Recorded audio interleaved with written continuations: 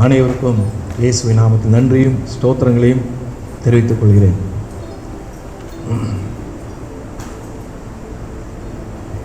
எபிரேயருக்கு எழுதப்பட்ட நிருபத்தில் 11ஆம் அதிகாரத்தில் எபிரேயர் 11ஆம் அதிகாரம் 6ஆம் வசனத்தை நான் வாசிக்கிறேன். விசுவாசம் இல்லாமல் தேவனுக்கு பிரியமா இருப்பது கூடாத காரியம். ஏனென்றால் தேவனிடத்தில் சேருகிறவன் அவர் உண்டென்றும் அவர் தம்மை தேடுவர்களுக்கு பலன் அளிக்கிறவர் என்றும் விசுவாசிக்கிறார். இந்த புத்தகத்தை எழுதியவர் யார் என்று சொல்லி கருத்துகள் வேறுபாடு இருந்தாலும் வேத வாக்கியங்கள் எல்லாம் தேவ ஆவியினால் அருளப்பட்டிருக்கிறது சொல்லி நாம் விசுவாசிக்கிறோம். இந்த புத்தகத்தின் ஆக்கியவன் பரிசுத்த ஆவியானவர். அவர் இந்த 11ஆம் அதிகாரத்தை விசுவாசத்தில் துவங்குகிறார். விசுவாசத்தினாலே நாம் உலகங்கள் தேவனுடைய வார்த்தையினால் உண்டாக்கப்பட்டது என்றும் அப்படின்னு சொல்லப்பட்டிருக்கிறோம். உலகங்கள் நம்மெல்லாம் உலகம் என்றுதான் நாம் படித்திருக்கிறோம். ஆனால் வேதம் உலகங்கள், வானங்கள் இப்படிதான் வேதம் நமக்கு சுட்டி காட்டுகிறது. இங்கே விசுவாசத்தினால் உலகம் உண்டானதை சொல்லி 4ஆம் வசனத்தில் ஆபேலை குறித்து, 5ஆம் வசனத்தில் ஏனோக்கை குறித்து, 7ஆம் வசனத்தில் நோவா, 8ஆம் வசனத்தில் ஆபிரகாம், 11ஆம் வசனத்தில் சாராள். மீண்டுமாய் இங்கே பார்க்கும்பொழுது இங்கே 19ஆம் வசனம், 20ஆம் வசனம், 21ஆம் வசனத்தெல்லாம் பார்த்தீங்கன்னா ஈசாக்கு, யாக்கோபு, யோசேப்பு, 23 மோசே, அதன் பிறகு 30ஆம் வசனத்தில் எரிகோ விழுந்ததை குறித்து, 31ஆம் வசனத்தில் ராகாபை குறித்து, இன்னும் 32ஆம் வசனத்தில் கிதியோன், பாராக், சிம்சோன், எப்தா, தாவீது, சாமுவேல் இவரெல்லாம் குறித்து சொல்லப்பட்டு 33ஆம் வசனத்தின் 34ஆம் வசனம் வரைக்கும் பார்க்கும்போது ஏறக்குறைய விசுவாசத்தினால் பெற்றுக்கொண்டவர்கள், விசுவாசத்தினால் ஜெயமெடுத்தவர்களை குறித்து பட்டியல் கொடுக்கப்பட்டிருக்கு. இதன் மத்தியில் தான் முகவுரையாக இந்த 6ஆம் வசனத்தை வாசித்தோம். விசுவாசம் இல்லாமல் தேவனுக்கு பிரியமா இருப்பது ஏனென்றால் அப்படின்னு அங்கே வருது. ஏனென்றால் அப்படின்னு ஒரு விளக்கம் அங்கே பின்னால் வருகிறது. இப்போ விசுவாசம் என்பது நமக்கு நாம் அறிந்த ஒரு விஷயம்தான். ஏனென்றால் நம்முடைய பெயரே விசுவாசிகள், நம்முடைய பெயரே விசுவாசிகள். இங்கே விசுவாசத்திற்கும் நம்பிக்கைக்கும் ஒரு சிறு வித்தியாசம். நம்பிக்கை என்பது பொதுவாக நாம் எதையாகிலும் நம்புவது. இன்னைக்கு நம்ம ஒருத்தர் பைக் பின்னாடி நம்ம உட்காந்துட்டு போகிறோம் பார்த்தீங்களா, உங்கள் கணவர் பின்னாடி நீங்கள் உட்காந்துட்டு போகிற மனைவியாக இருந்தீங்கனாலும், ஒரு அப்பா பின்னாடி மகனாக உட்காந்துட்டு போகிற நபராக இருந்தாலும் நாம் நம்பிக்கையில் தான் போகிறோம், விசுவாசத்தில் போகல, நம்பிக்கையில் போகிறோம். மருத்துவர்கள், புரஜாதிகளை பார்த்தீங்கன்னு சொன்னால் அவருடைய வழிபாடுகள், நம்மளே கூட பார்த்தீங்கன்னா தீர்க்க தரிசனம், நிறைய விஷயங்கள் பார்த்தீங்கன்னா நம்பிக்கையில் ஓடிக்கொண்டிருக்கிற காரியம். அதை குறித்து ஒரு அழகாக ஒரு உதாரணம் சொன்னார். ஒரு கயிற்று பாலம் இருக்கிறது, அந்த பாலத்தை அநேகர் கடந்து போனார்கள் நம்பிக்கையினால். ஆனால் நாமும் கடந்து போவோம், நம்பி தான் போகிறோம், சொல்ல முடியாது, போகலாம் போகாமே இருக்கலாம். ஏன்னால் அது எப்போ அருந்து விழும் நமக்கு தெரியாது, அருந்து விழும்போது தான் அதை மாற்றுவார்கள், அதான் நம்பிக்கை. ஆனால் விசுவாசம் என்பது அப்படிப்பட்டதல்ல. விசுவாசம் என்பது சத்திய வசனத்தோடு சம்பந்தப்பட்டதாகும். ராமன் சொல்லுங்க பார்க்கலாம். இந்த விசுவாசத்தை ஆராய்ச்சி செய்து அல்ல, அப்படியே ஏற்றுக்கொள்வதுதான் நம்முடைய வாழ்க்கைக்கு பொருத்தமாகும். நம்பிக்கையை ஆராய்ச்சி செய்யலாம். ஒரு நல்ல மாப்பிள்ளையா, நல்ல பொண்ணா, நல்ல வேலையா, நல்ல கல்லூரியா, ஏனென்றால் இதெல்லாம் நம்முடைய வாழ்க்கைக்கு முக்கியமான விஷயங்கள். இதை நாம் ஆராய்ச்சி செய்வது அவசியம்தான். ஆனால் விசுவாசத்தை, தேவன் மேல் வைக்கும் விசுவாசத்தை ஆராய்ச்சி செய்ய வேண்டிய அவசியம் இல்லை, அப்படியே அர்ப்பணிப்பது தான் விசுவாசத்திற்கு அழகு. இந்த விசுவாசம் என்கிற இந்த வார்த்தை மூல மொழியில பிஸ்டிஸ் அப்படின்னு ஒரு வார்த்தையில சொல்லப்பட்டிருக்கு. அந்த பிஸ்டிஸ் என்ற வார்த்தைக்கு என்ன அர்த்தம் நம்ம தமிழ்னு சொன்னா உண்மையா இருத்தல் என்று சொல்லி அர்த்தம். ராமன் சொல்லுங்க பார்க்கலாம். உண்மையா இருத்தல் என்று சொல்லி அர்த்தம். விசுவாசன்றது பொதுவாக நம்ம உலகத்தில் சொல்ற வார்த்தைகள்ல வேற, விசுவாசமே இல்லாம இருக்கும். ஆனால் வேதாகமத்தில் சில காரியங்களை நாம் டிரான்ஸ்லேட் பண்ணணும், சில காரியத்தை நம்ம இன்டர்பிரேட் பண்ணணும், சில வார்த்தைகளை நாம் மொழியாக்கம் செய்ய வேண்டும், சில வார்த்தைகளை வியாக்கியானம் செய்ய வேண்டும். இங்கே விசுவாசம் என்கிற வார்த்தையை மொழியாக்கம் செய்யவில்லை, வியாக்கியானம் செய்கிறது. விசுவாசம் என்கிற வார்த்தைக்கு தமிழில் உண்மையாய் இருத்தல் என்று சொல்லி ஒரு வார்த்தை சொல்லப்பட்டிருக்கு. ட்ரூத்ஃபுல்னஸ்க்கும் ஃபெய்த்ஃபுல்னஸ்க்கும் வித்தியாசம் இருக்கு. இங்கே வேதம் சொல்லிக் கொடுக்கிற காரியம், நாம் ஆண்டவருக்கு கடைசி வரையிலையும் உண்மையுள்ளவர்களாய் வாழுவது, உண்மையுள்ளவர்களாய் நடப்பது என்று அர்த்தமாகும். தேவன் இங்கே 1 கொரிந்தியர் 10:13 சொல்லப்பட்டிருக்கு, தேவன் உண்மையுள்ளவராய் இருக்கிறார். அவருடைய நம்பகத்தன்மையை வேதம் முழுக்க நமக்கு ஆதாரமாய் பதிவு செய்து கொடுத்திருக்கு. இதுக்கு மேல ஒரு புத்தகம், இதுக்கு மேல ஒரு நபர் நம்ம சொல்ல வேண்டிய அவசியம் இல்லை. அதனாலதான் சர்ச்சில் பைபிள் படிக்க சொல்றாங்க. தெருவில் கூட இருந்து நம்ம சின்ன புதிய ஏற்பாடை கொடுக்கிறோம், புதிய ஏற்பாட்டின் ஒரு பகுதியை கொடுக்கிறோம் இல்லையா? எதற்காக? இதெல்லாம் பல கோடிகள் செலவு செய்யப்பட்டு ஏன் இந்த காரியங்கள் நடைபெறுகிறது? அப்போ அந்த வார்த்தைகளை நாம் படிக்கும்போது அந்த வார்த்தைகள் சத்திய வசனங்கள் கர்த்தரை தாங்கி கொண்டிருக்கிறது. கர்த்தருக்கு ஆதாரமா இந்த வார்த்தைகள் நம்முடைய வாழ்க்கைக்கு வெளிப்பாடை தந்து கொண்டிருக்கிறது. நம்முடைய தேவனை குறித்து வேதம் சொல்லுது, அவர் உண்மை உள்ளவர். அப்ப நம்பகத்தன்மை உள்ளவராய் இருக்கிறார். எத்தனை பேர் ஆமென் சொல்றீங்க? என் தேவன் இந்த காலத்துல இந்த விஷயத்தை நம்ப முடியுமா? இந்த விஷயத்துல அவர் தான் செய்யறாரா? இந்த விஷயத்தை நம்பி நான் இறங்கலாமா? நிச்சயமா நம்பலாம். தேவனை நம்பி கெட்டு போனவர் ஒருத்தருமே கிடையாது. நம்முடைய சுயத்தை நம்பி நிறைய விஷயம் நம்ம தோல்வி அடைந்திருக்கலாம். ஆனா தேவனையும் அவருடைய வார்த்தையை நம்பி ஒருபோதும் இங்க இருக்கிற ஒருத்தருமே தோற்றதாக கிடையாது. ஜெயித்ததினால் தான் இன்றைக்கு கர்த்தரை சந்தோஷத்தோடு ஆராய்த்து கொண்டிருக்கிறோம். அப்ப இங்க வேதம் சொல்கிறது, அவர் உண்மை உள்ளவர். தேவன் எல்லாவற்றையும் நன்மைக்கென்றே செய்கிறவர் என்று நாம் நம்மை அர்ப்பணிப்பது விசுவாசம் என்று சொல்லி ஒரு விளக்கம் கொடுக்கிறார்கள். தேவன் எல்லாவற்றையும் நன்மைக்கென்றே. எப்படியா யோசிக்கிறோமா?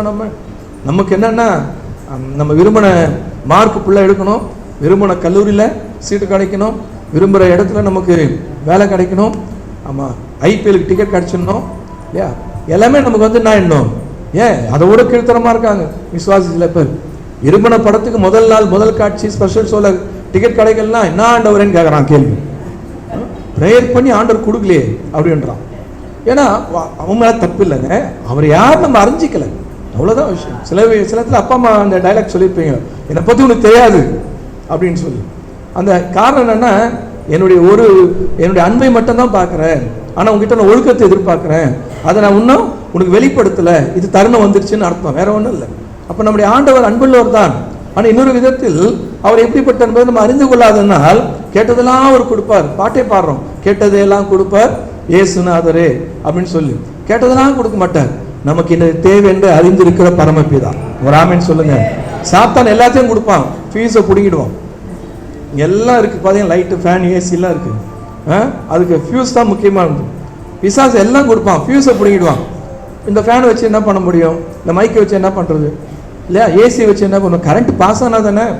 இதுதான் சாத்தான் செய்கிற தந்திரம். ஆனால் நம்முடைய தேவன் கேட்பதெல்லாம் தரமாட்டார். நமக்கு என்ன தேவையோ அதை சரியான இடத்துல சரியாக தருகிறோம், அதை மறந்துடக்கூடாது.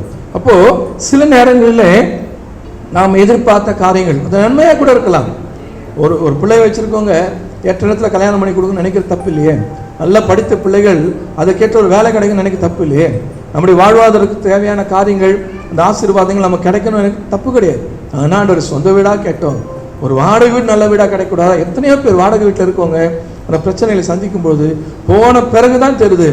போன பிறகு 2 மாசத்துல மழை பெய்யுது, மழை தண்ணி உள்ள வந்தது போக வீட்டுக்குள்ளேருந்தே ஒரு தனியாக வருது, ஊற்று வருது, பொங்கி பொங்கி வா உள்ளேருந்து வருது.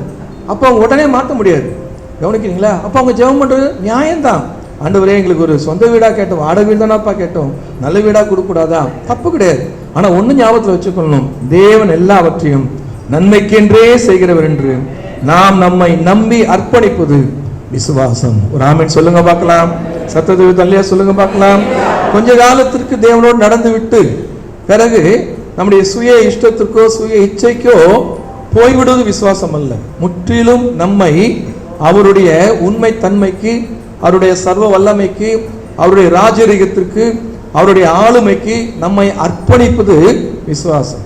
வேதம் சொல்லுகிறது, பழைய ஏற்பாட்டில் நீங்க பார்ப்பீங்கன்னு சொன்னா, பழைய ஏற்பாட்டில் புதிய ஏற்பாட்டில் பார்த்தீங்கன்னா, யோபு அவர் என்னை கொன்று போட்டாலும் நம்ம நம்பி அவர் மேல் இருக்கிறது கொஞ்சம் உயிர் தான், எல்லாம் போயிடுச்சு.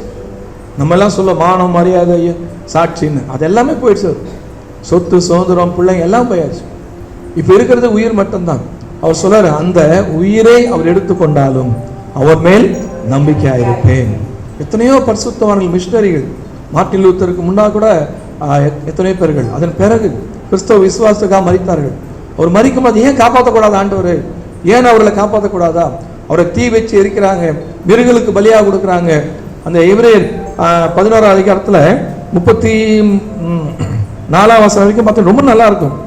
ஏன் விசுவாசத்தினால் அவர்கள் ராஜ்யங்களை ஜெயித்தார்கள், நீதியை நடப்பித்தார்கள், வாக்குத்தத்தங்களை பெற்றார்கள், சிங்கங்களின் வாய்களை அடைத்தார்கள், அக்கினியின் உக்கிரத்தை அவித்தார்கள், பட்டை கருக்கு தப்பினார்கள், பலவீனத்தில் பலன் கொண்டார்கள், யுத்தத்தில் வல்லவரானார்கள், அந்நியருடைய சேனைகளை.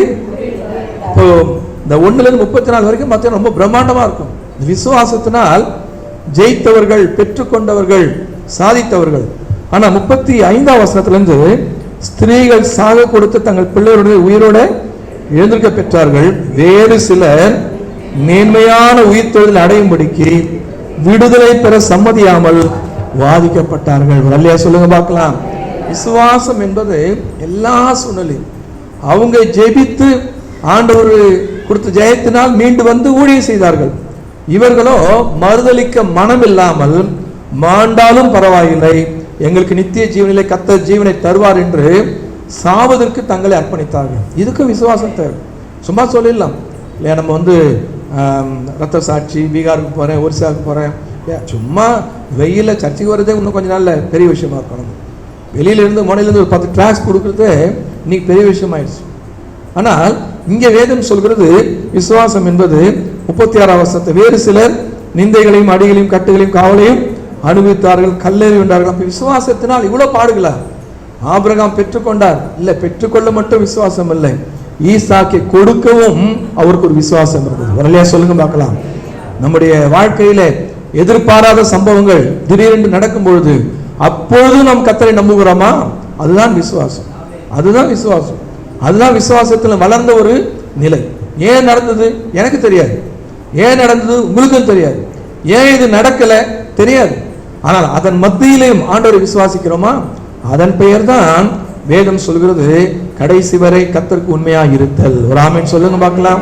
நம்ம வாழ்க்கையில் எல்லாமே சரியா நடக்கல, எல்லாவற்றையும் சரியாய் பெற்றோர்களாய் இங்க அமர்ந்தில்லை. எத்தனையோ காரியங்களாம் இழந்தவர்களாய் அல்லது பாதிக்கப்பட்டவர்களாய் இங்க வந்திருக்கிறோம். ஆனால் அந்த உண்மை தன்மையை கர்த்தர் அறிந்திருக்கிறார், அவர்களை ஆசீர்வதிக்க சித்தம் உள்ளவராக இருக்கிறார். வேதம் சொல்கிறது கொஞ்ச காலம் தேவனோடு நடந்த பின்பு சுய இஷ்டத்துக்கோ சுய இச்சைக்கோ விட்டு போவது நல்ல விசுவாசம். காத்திருந்தாங்க, பொறுத்திருந்தாங்க, நான் போயிட்டேன் இல்லை. ஒரு முறை நான் சொன்னேங்க, பெரம்பூரில் இன்னைக்கு ஒரு பேப்டிஸ்ட் சர்ச் இருக்கு, அந்த சர்ச் பக்கத்தில் ஒரு வீடு, சிஎஸ்ஐ குடும்பம். அந்த குழந்தை வயிற்று போகனால கஷ்டப்படும் போது 4 நாள் மேலே ஆயிடுச்சு. டாக்டர்களால் தீர்வு கொடுக்க முடியல, மருந்து மாற்றி கொடுக்குறாங்க, ஒன்றும் செட் ஆகலை. இப்போ ஒரு 4-5 வருஷம் பொறுத்து பிறந்த குழந்தை நான் கேள்விப்பட்டேன். அது பிறகு அந்த அந்த ஏரியாவே நிறைய கிறிஸ்தவர்கள் இருக்கிற பகுதி. ஒரு அம்மா வந்து சொல்லியிருக்காங்க, பொன்னேரியில் போயிட்டு பில்லை போட்டிங்கன்னா, குளிச்சம் போட்டிங்கன்னா வயிற்றுப்போக்கு நின்றுடும், பேதியாவது நின்றுடும், பொன்னேரிக்கு போங்க. ஆனால் கணவனுக்கு வந்து மனைவியை பார்க்குறாரு, அந்த பார்வையில் என்ன அர்த்தம்னா போயிடலாமா அப்படின்னு சொல்லி, ஏன்னா தீர்வு கிடைக்கணும், இப்போ நான் தூங்கணும், வேலைக்கு போகணும். மனைவி பார்வையிலே சொல்லிட்டாங்க கிடையாது. அப்புறம் சொன்னாங்களா மனைவி, 4 வருஷம் 5 வருஷம் பொறுத்தானே ஆண்டர் கொடுத்தாரு, அவர் தானே கொடுத்தாரு இல்லையா, அவர் காப்பாற்ற வல்லவராக இருக்கார். அந்த அறிக்கை செய்தார்கள். சாயந்தரத்துலேருந்து தானாக எல்லாம் ஸ்டாப் ஆயிடுச்சு. இன்னைக்கு அவனுக்கு கல்யாணமாகி குழந்தை இருக்கு, சரிங்களா? இன்னைக்கு அவனுக்கு கல்யாணமாகி குழந்தை இருக்கு. ஏன் நான் சொல்றேன்னா, கடைசி வரைக்கும் நம்புதல், இறுதி வரைக்கும் உண்மையாக இருத்தல். இப்போ தேமாவை குறித்து வேதம் சொல்லுது 1-2 தீமோத்தேயின் புத்தகத்தில் நான் சொல்லப்பட்டிருக்கு, 4ஆம் அதிகாரம் 10ஆம் வசனம், தேமா இப்பிரபஞ்சத்தின் மேல் ஆசை வைத்து என்னை விட்டு நல்லா கவனிக்கணும். பவுல் மாதிரி ஒரு தலைவர் கிடைச்சா நம்ம யாருமே மிஸ் பண்ண மாட்டோம். பவுல் முதல்ல நம்மளை என்ன சீஷனா ஏத்துப்பாருன்னு டவுட்டு. இயேசு விசுவாசி ஏத்துப்பாரு, ஆனா பவுல் ஏத்துப்பாருன்னு தெரியாது. ஆனா அப்படிப்பட்ட ஒரு பவுலுக்கு ஒரு சீஷனா இந்த பாக்கியத்தை அவர் மிஸ் பண்ணிட்டு எங்க போனாராம்? பிரபஞ்சத்தின் மேல் ஆசை வைத்து. ஆனா புதிய மொழியாக்கத்தில் என்ன சொல்லப்பட்டு, இப்பொழுது உள்ள உலகத்தின் மேல் ஆசை வைத்து என்னை விட்டு போய்விட்டான். இப்பொழுது உள்ள, அவனுக்கு இனி வரக்கூடிய உலகம் முக்கியம் இல்லை. மோசேக்கு அப்பொழுது இருந்த உலகம் முக்கியம் இல்லை, இனி வரக்கூடிய உலகம் தான் முக்கியமா இருந்தது. ஆனால் தேமாவிற்கு புதிய ஏற்பாட்டை ருசித்தவர், தேமாவிற்கு பவுலுடைய சீஷனா இருந்தவர் ரொம்ப 1 வருஷத்துல மாறுறாரு. அந்த சிறையில் எழுதும் போது அங்க கூட இருக்காரு, 2 வருஷத்துக்குள்ள ஒரு வாழ்க்கை மாறுது. நல்லா கவனிக்க வேண்டும். பிசாசு தந்திரம் அல்லவர். 6000 வருஷ அனுபவம் அவனுக்கு உண்டு. பெரிய ஒரு ஒரு எக்ஸ்பீரியன்ஸ் சர்டிஃபிகேட் யார்கிட்ட இருக்குன்னா பிசாசு கிட்ட தான் இருக்கு. 6000 பேரை வாழ வைத்தவன், விட வச்சவன். 6000 வருஷமாய் அநேக ஆயிரங்களை விட வைத்தவன், அநேக பரிசுத்தங்களை விட வைத்தவன். இங்கே தேமா அப்போது இருந்த உலகத்தின் மேல் ஆசை வைத்து போயிட்டான். அன்னைக்கு இருந்த உலகம் என்ன? வாட்ஸ்அப் இல்லை, ஃபேஸ்புக் இல்லை, இல்லையா, மால் கிடையாது, சினிமா கிடையாது. ஆனா அப்போ இருந்த உலகமும் அவனை ஈர்த்தது.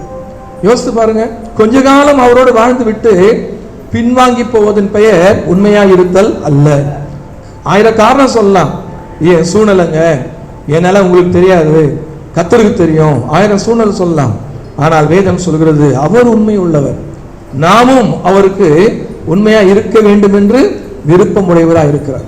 உங்களுக்கு தெரியுமா, இந்த வேலையிலேருந்து அந்த வேலைக்கு போனா 70,000, 50,000, ஏன் 1,00,000 சம்பளம் அதிகம். ஒரே கம்பெனி தான். ஆனா அந்த டிபார்ட்மெண்ட், அவர் போய் செய்யக்கூடிய தொழில், அந்த அவனோட அந்த ப்ராடக்ட் தவறானது என்பதற்காக அந்த கன்சர்ன்ல தான் இருக்காங்க, அதே லிமிடெட்ல ஒர்க் பண்றாங்க. ஆனா அந்த வேலைக்குள்ள போகாம 1,00,000, 50,000, 70,000 லாஸ் ஆனாலும் பரவாயில்ல, பதவி உயிர் இல்லைனாலும் பரவாயில்ல, நான் இதே இடத்துல இருக்கிறேன்னு சொல்லி எத்தனையோ கர்த்தருடைய பிள்ளை இருக்கிறார்கள். நான் சொல்றது, இன்னைக்கு ஐடிசி, விப்ரோ எல்லாம் பார்த்தீங்கன்னா நல்லதையும் தயாரிக்கிறான், கெட்டதையும் தயாரிக்கிறான். நல்ல விஷயத்திலும் தன்னுடைய முதலீட்டை செய்கிறான், வேலையை கூப்பிடுறான், கெட்டதுக்கும் செய்கிறான். ஆனால் ஆண்டோட பிள்ளைகளுக்கும் வாய்ப்பு கிடைக்குது. ஆனால் ஆண்டோடைய பிள்ளைகளில் எல்லாரும் போய்விடுவதில்லை. அவருக்கு தெரியும், இந்த 50,000 இந்த 1,00,000 ஒரு நாள் என்னை விட்டு போய்விடும். ஆனால் அவருடைய வழியில் நடப்பது, அவருக்கு உண்மையாக இருப்பது தான் என் வாழ்க்கைக்கு பிரயோஜனம் என்று அவர்கள் அறிந்திருக்கிறார்கள். ஞாபகத்தில் வைத்துக் கொள்ள வேண்டும். தேமா கொஞ்ச காலம் இருந்தான், இச்சையினால் இழுக்கப்பட்டு போய்விட்டான். இப்ப தேவனோடு தொடங்கி தேவனோடு முடிவடைவதுதான் விசுவாச வாழ்க்கையின் ஒரு இலக்கு. ராமன் சொல்லுங்க பார்க்கலாம். தேவனோடு தொடங்கி, இப்ப நம்ம தேவனோட தொடங்கி இருக்கோம், முடிவு எப்போ நமக்கு தெரியாது, கர்த்தர் எப்போ வரப்போறான்னு தெரியாது, என் வாழ்க்கை எப்போ முடிப்போன்னு தெரியாது. ஆனா அது வரைக்கும் நானும் நீங்களும் தேவனோடு வாழ வேண்டும். ராமன் சொல்லுங்க பார்க்கலாம். வேதம் அழகாய் எச்சரிக்கிறது. நிற்கிறேன் என்று எண்ணுகிறவன் விழாதபடிக்கு, ஆமா எச்சரிக்கையா நிற்கிறேன். இப்ப நம்ம நிக்கிறோமா, ஸ்தோத்திரம். ஆனா நாளைக்கு விழுவதற்கு வாய்ப்பு வரலாம். அதற்காக தான் கர்த்தர் சபையை, ஐக்கியத்தை, ஆவிக்குரிய எல்லா நன்மைகளையும் தருகிறார், நம்மை பலப்படுத்துவதற்காக. வேதம் சொல்கிறது இங்கே 1 கொரிந்தியர் புத்தகம் 4ஆம் அதிகாரம் 2ஆம் வசனத்துல, உக்ரானக்காரன் என்பவன் எல்லாவற்றிலேயும் உண்மையாயிருப்பது அவசியம். உக்ரானக்காரன் என்பவன் எல்லாவற்றிலேயும் உண்மையை, உக்கிரானக்காரன் அப்படின்னு சொன்னா ஸ்டீவர்ட்ஸ் அப்படின்னு சொல்லுவாங்க. தமிழ் அதை அல்லது ஆங்கிலத்தில் நம்ம புரிஞ்சு கொள்ளும்படி சொல்லணும்னா மேனேஜர். ஒரு வங்கியில் இருக்கக்கூடிய மேலாளர் கேஷியருக்கு பணம் கொடுக்குறாரு.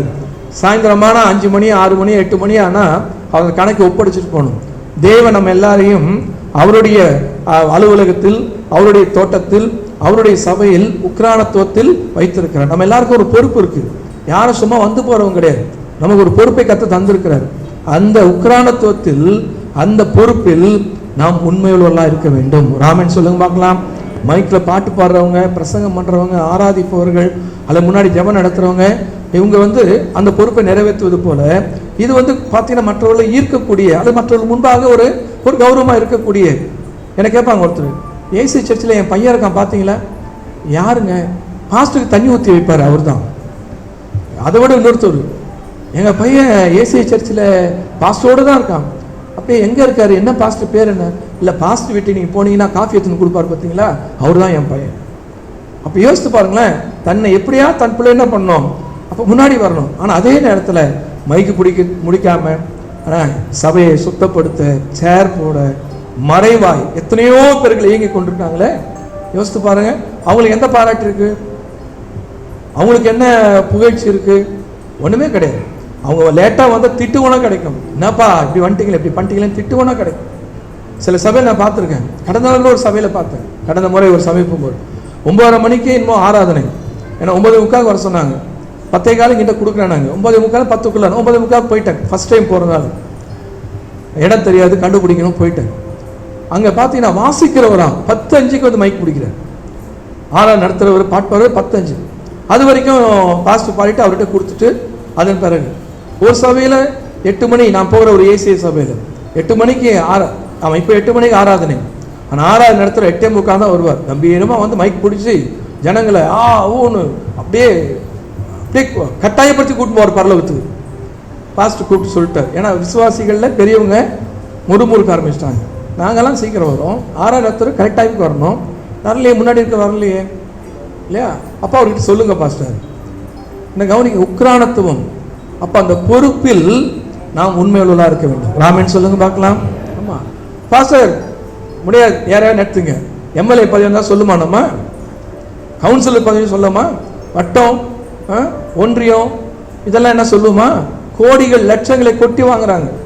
ஆனால் அதை விட மேன்மை ஸ்லாக்கியம் தேவனுக்கு நாம் ஊழியம் செய்வோம். அதை நாம் மறந்துடக்கூடாது. சரிங்களா, அதை நம்ம மறந்துடக்கூடாது, ஞாபகத்தில் வச்சுக்கணும். அப்போ வேதம் சொல்கிறது இங்கே உக்ரானக்காரன் என்பவன், நம்ம எல்லாரும் ஒரு பொறுப்பை நிறைவேற்ற ஒரு பொறுப்பு கொடுக்கப்பட்டிருக்கு.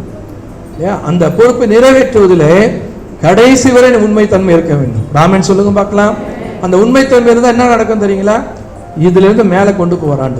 உதவிக்காரராக இருந்த பிலிப்பையும் ஸ்தேவானையும் ஊழியர்களாக கர்த்தர் மாற்றினார். அப்போஸ்தலருக்கு ஈடாக கர்த்தர் பயன்படுத்தினார். சுவிசேஷகன் என்ற ஒரு அடையாளத்தை, ஒரு மேன்மையை பிலிப்புக்கு ஆண்டவர் கொடுத்தார். சரி, இந்த விசுவாசம் என்பதை, உண்மைத்தன்மை என்பதை எப்படி நாம் பெற்றுக்கொள்ள முடியும்? எப்படி ஜெபம் பண்ண கிடைச்சிருமா? ஜெபம் பண்ணிட்டே இருந்தால் கிடைச்சிருமா? எப்படி? வேதத்தில் ஒரு வசனத்தை வாசிப்போனால் ரோமர் 10ஆம் அதிகாரம் 17ஆம் வசனத்தை வாசிப்போமானால் ரோமர் 10ஆம் அதிகாரம் 17ஆம் வசனம்.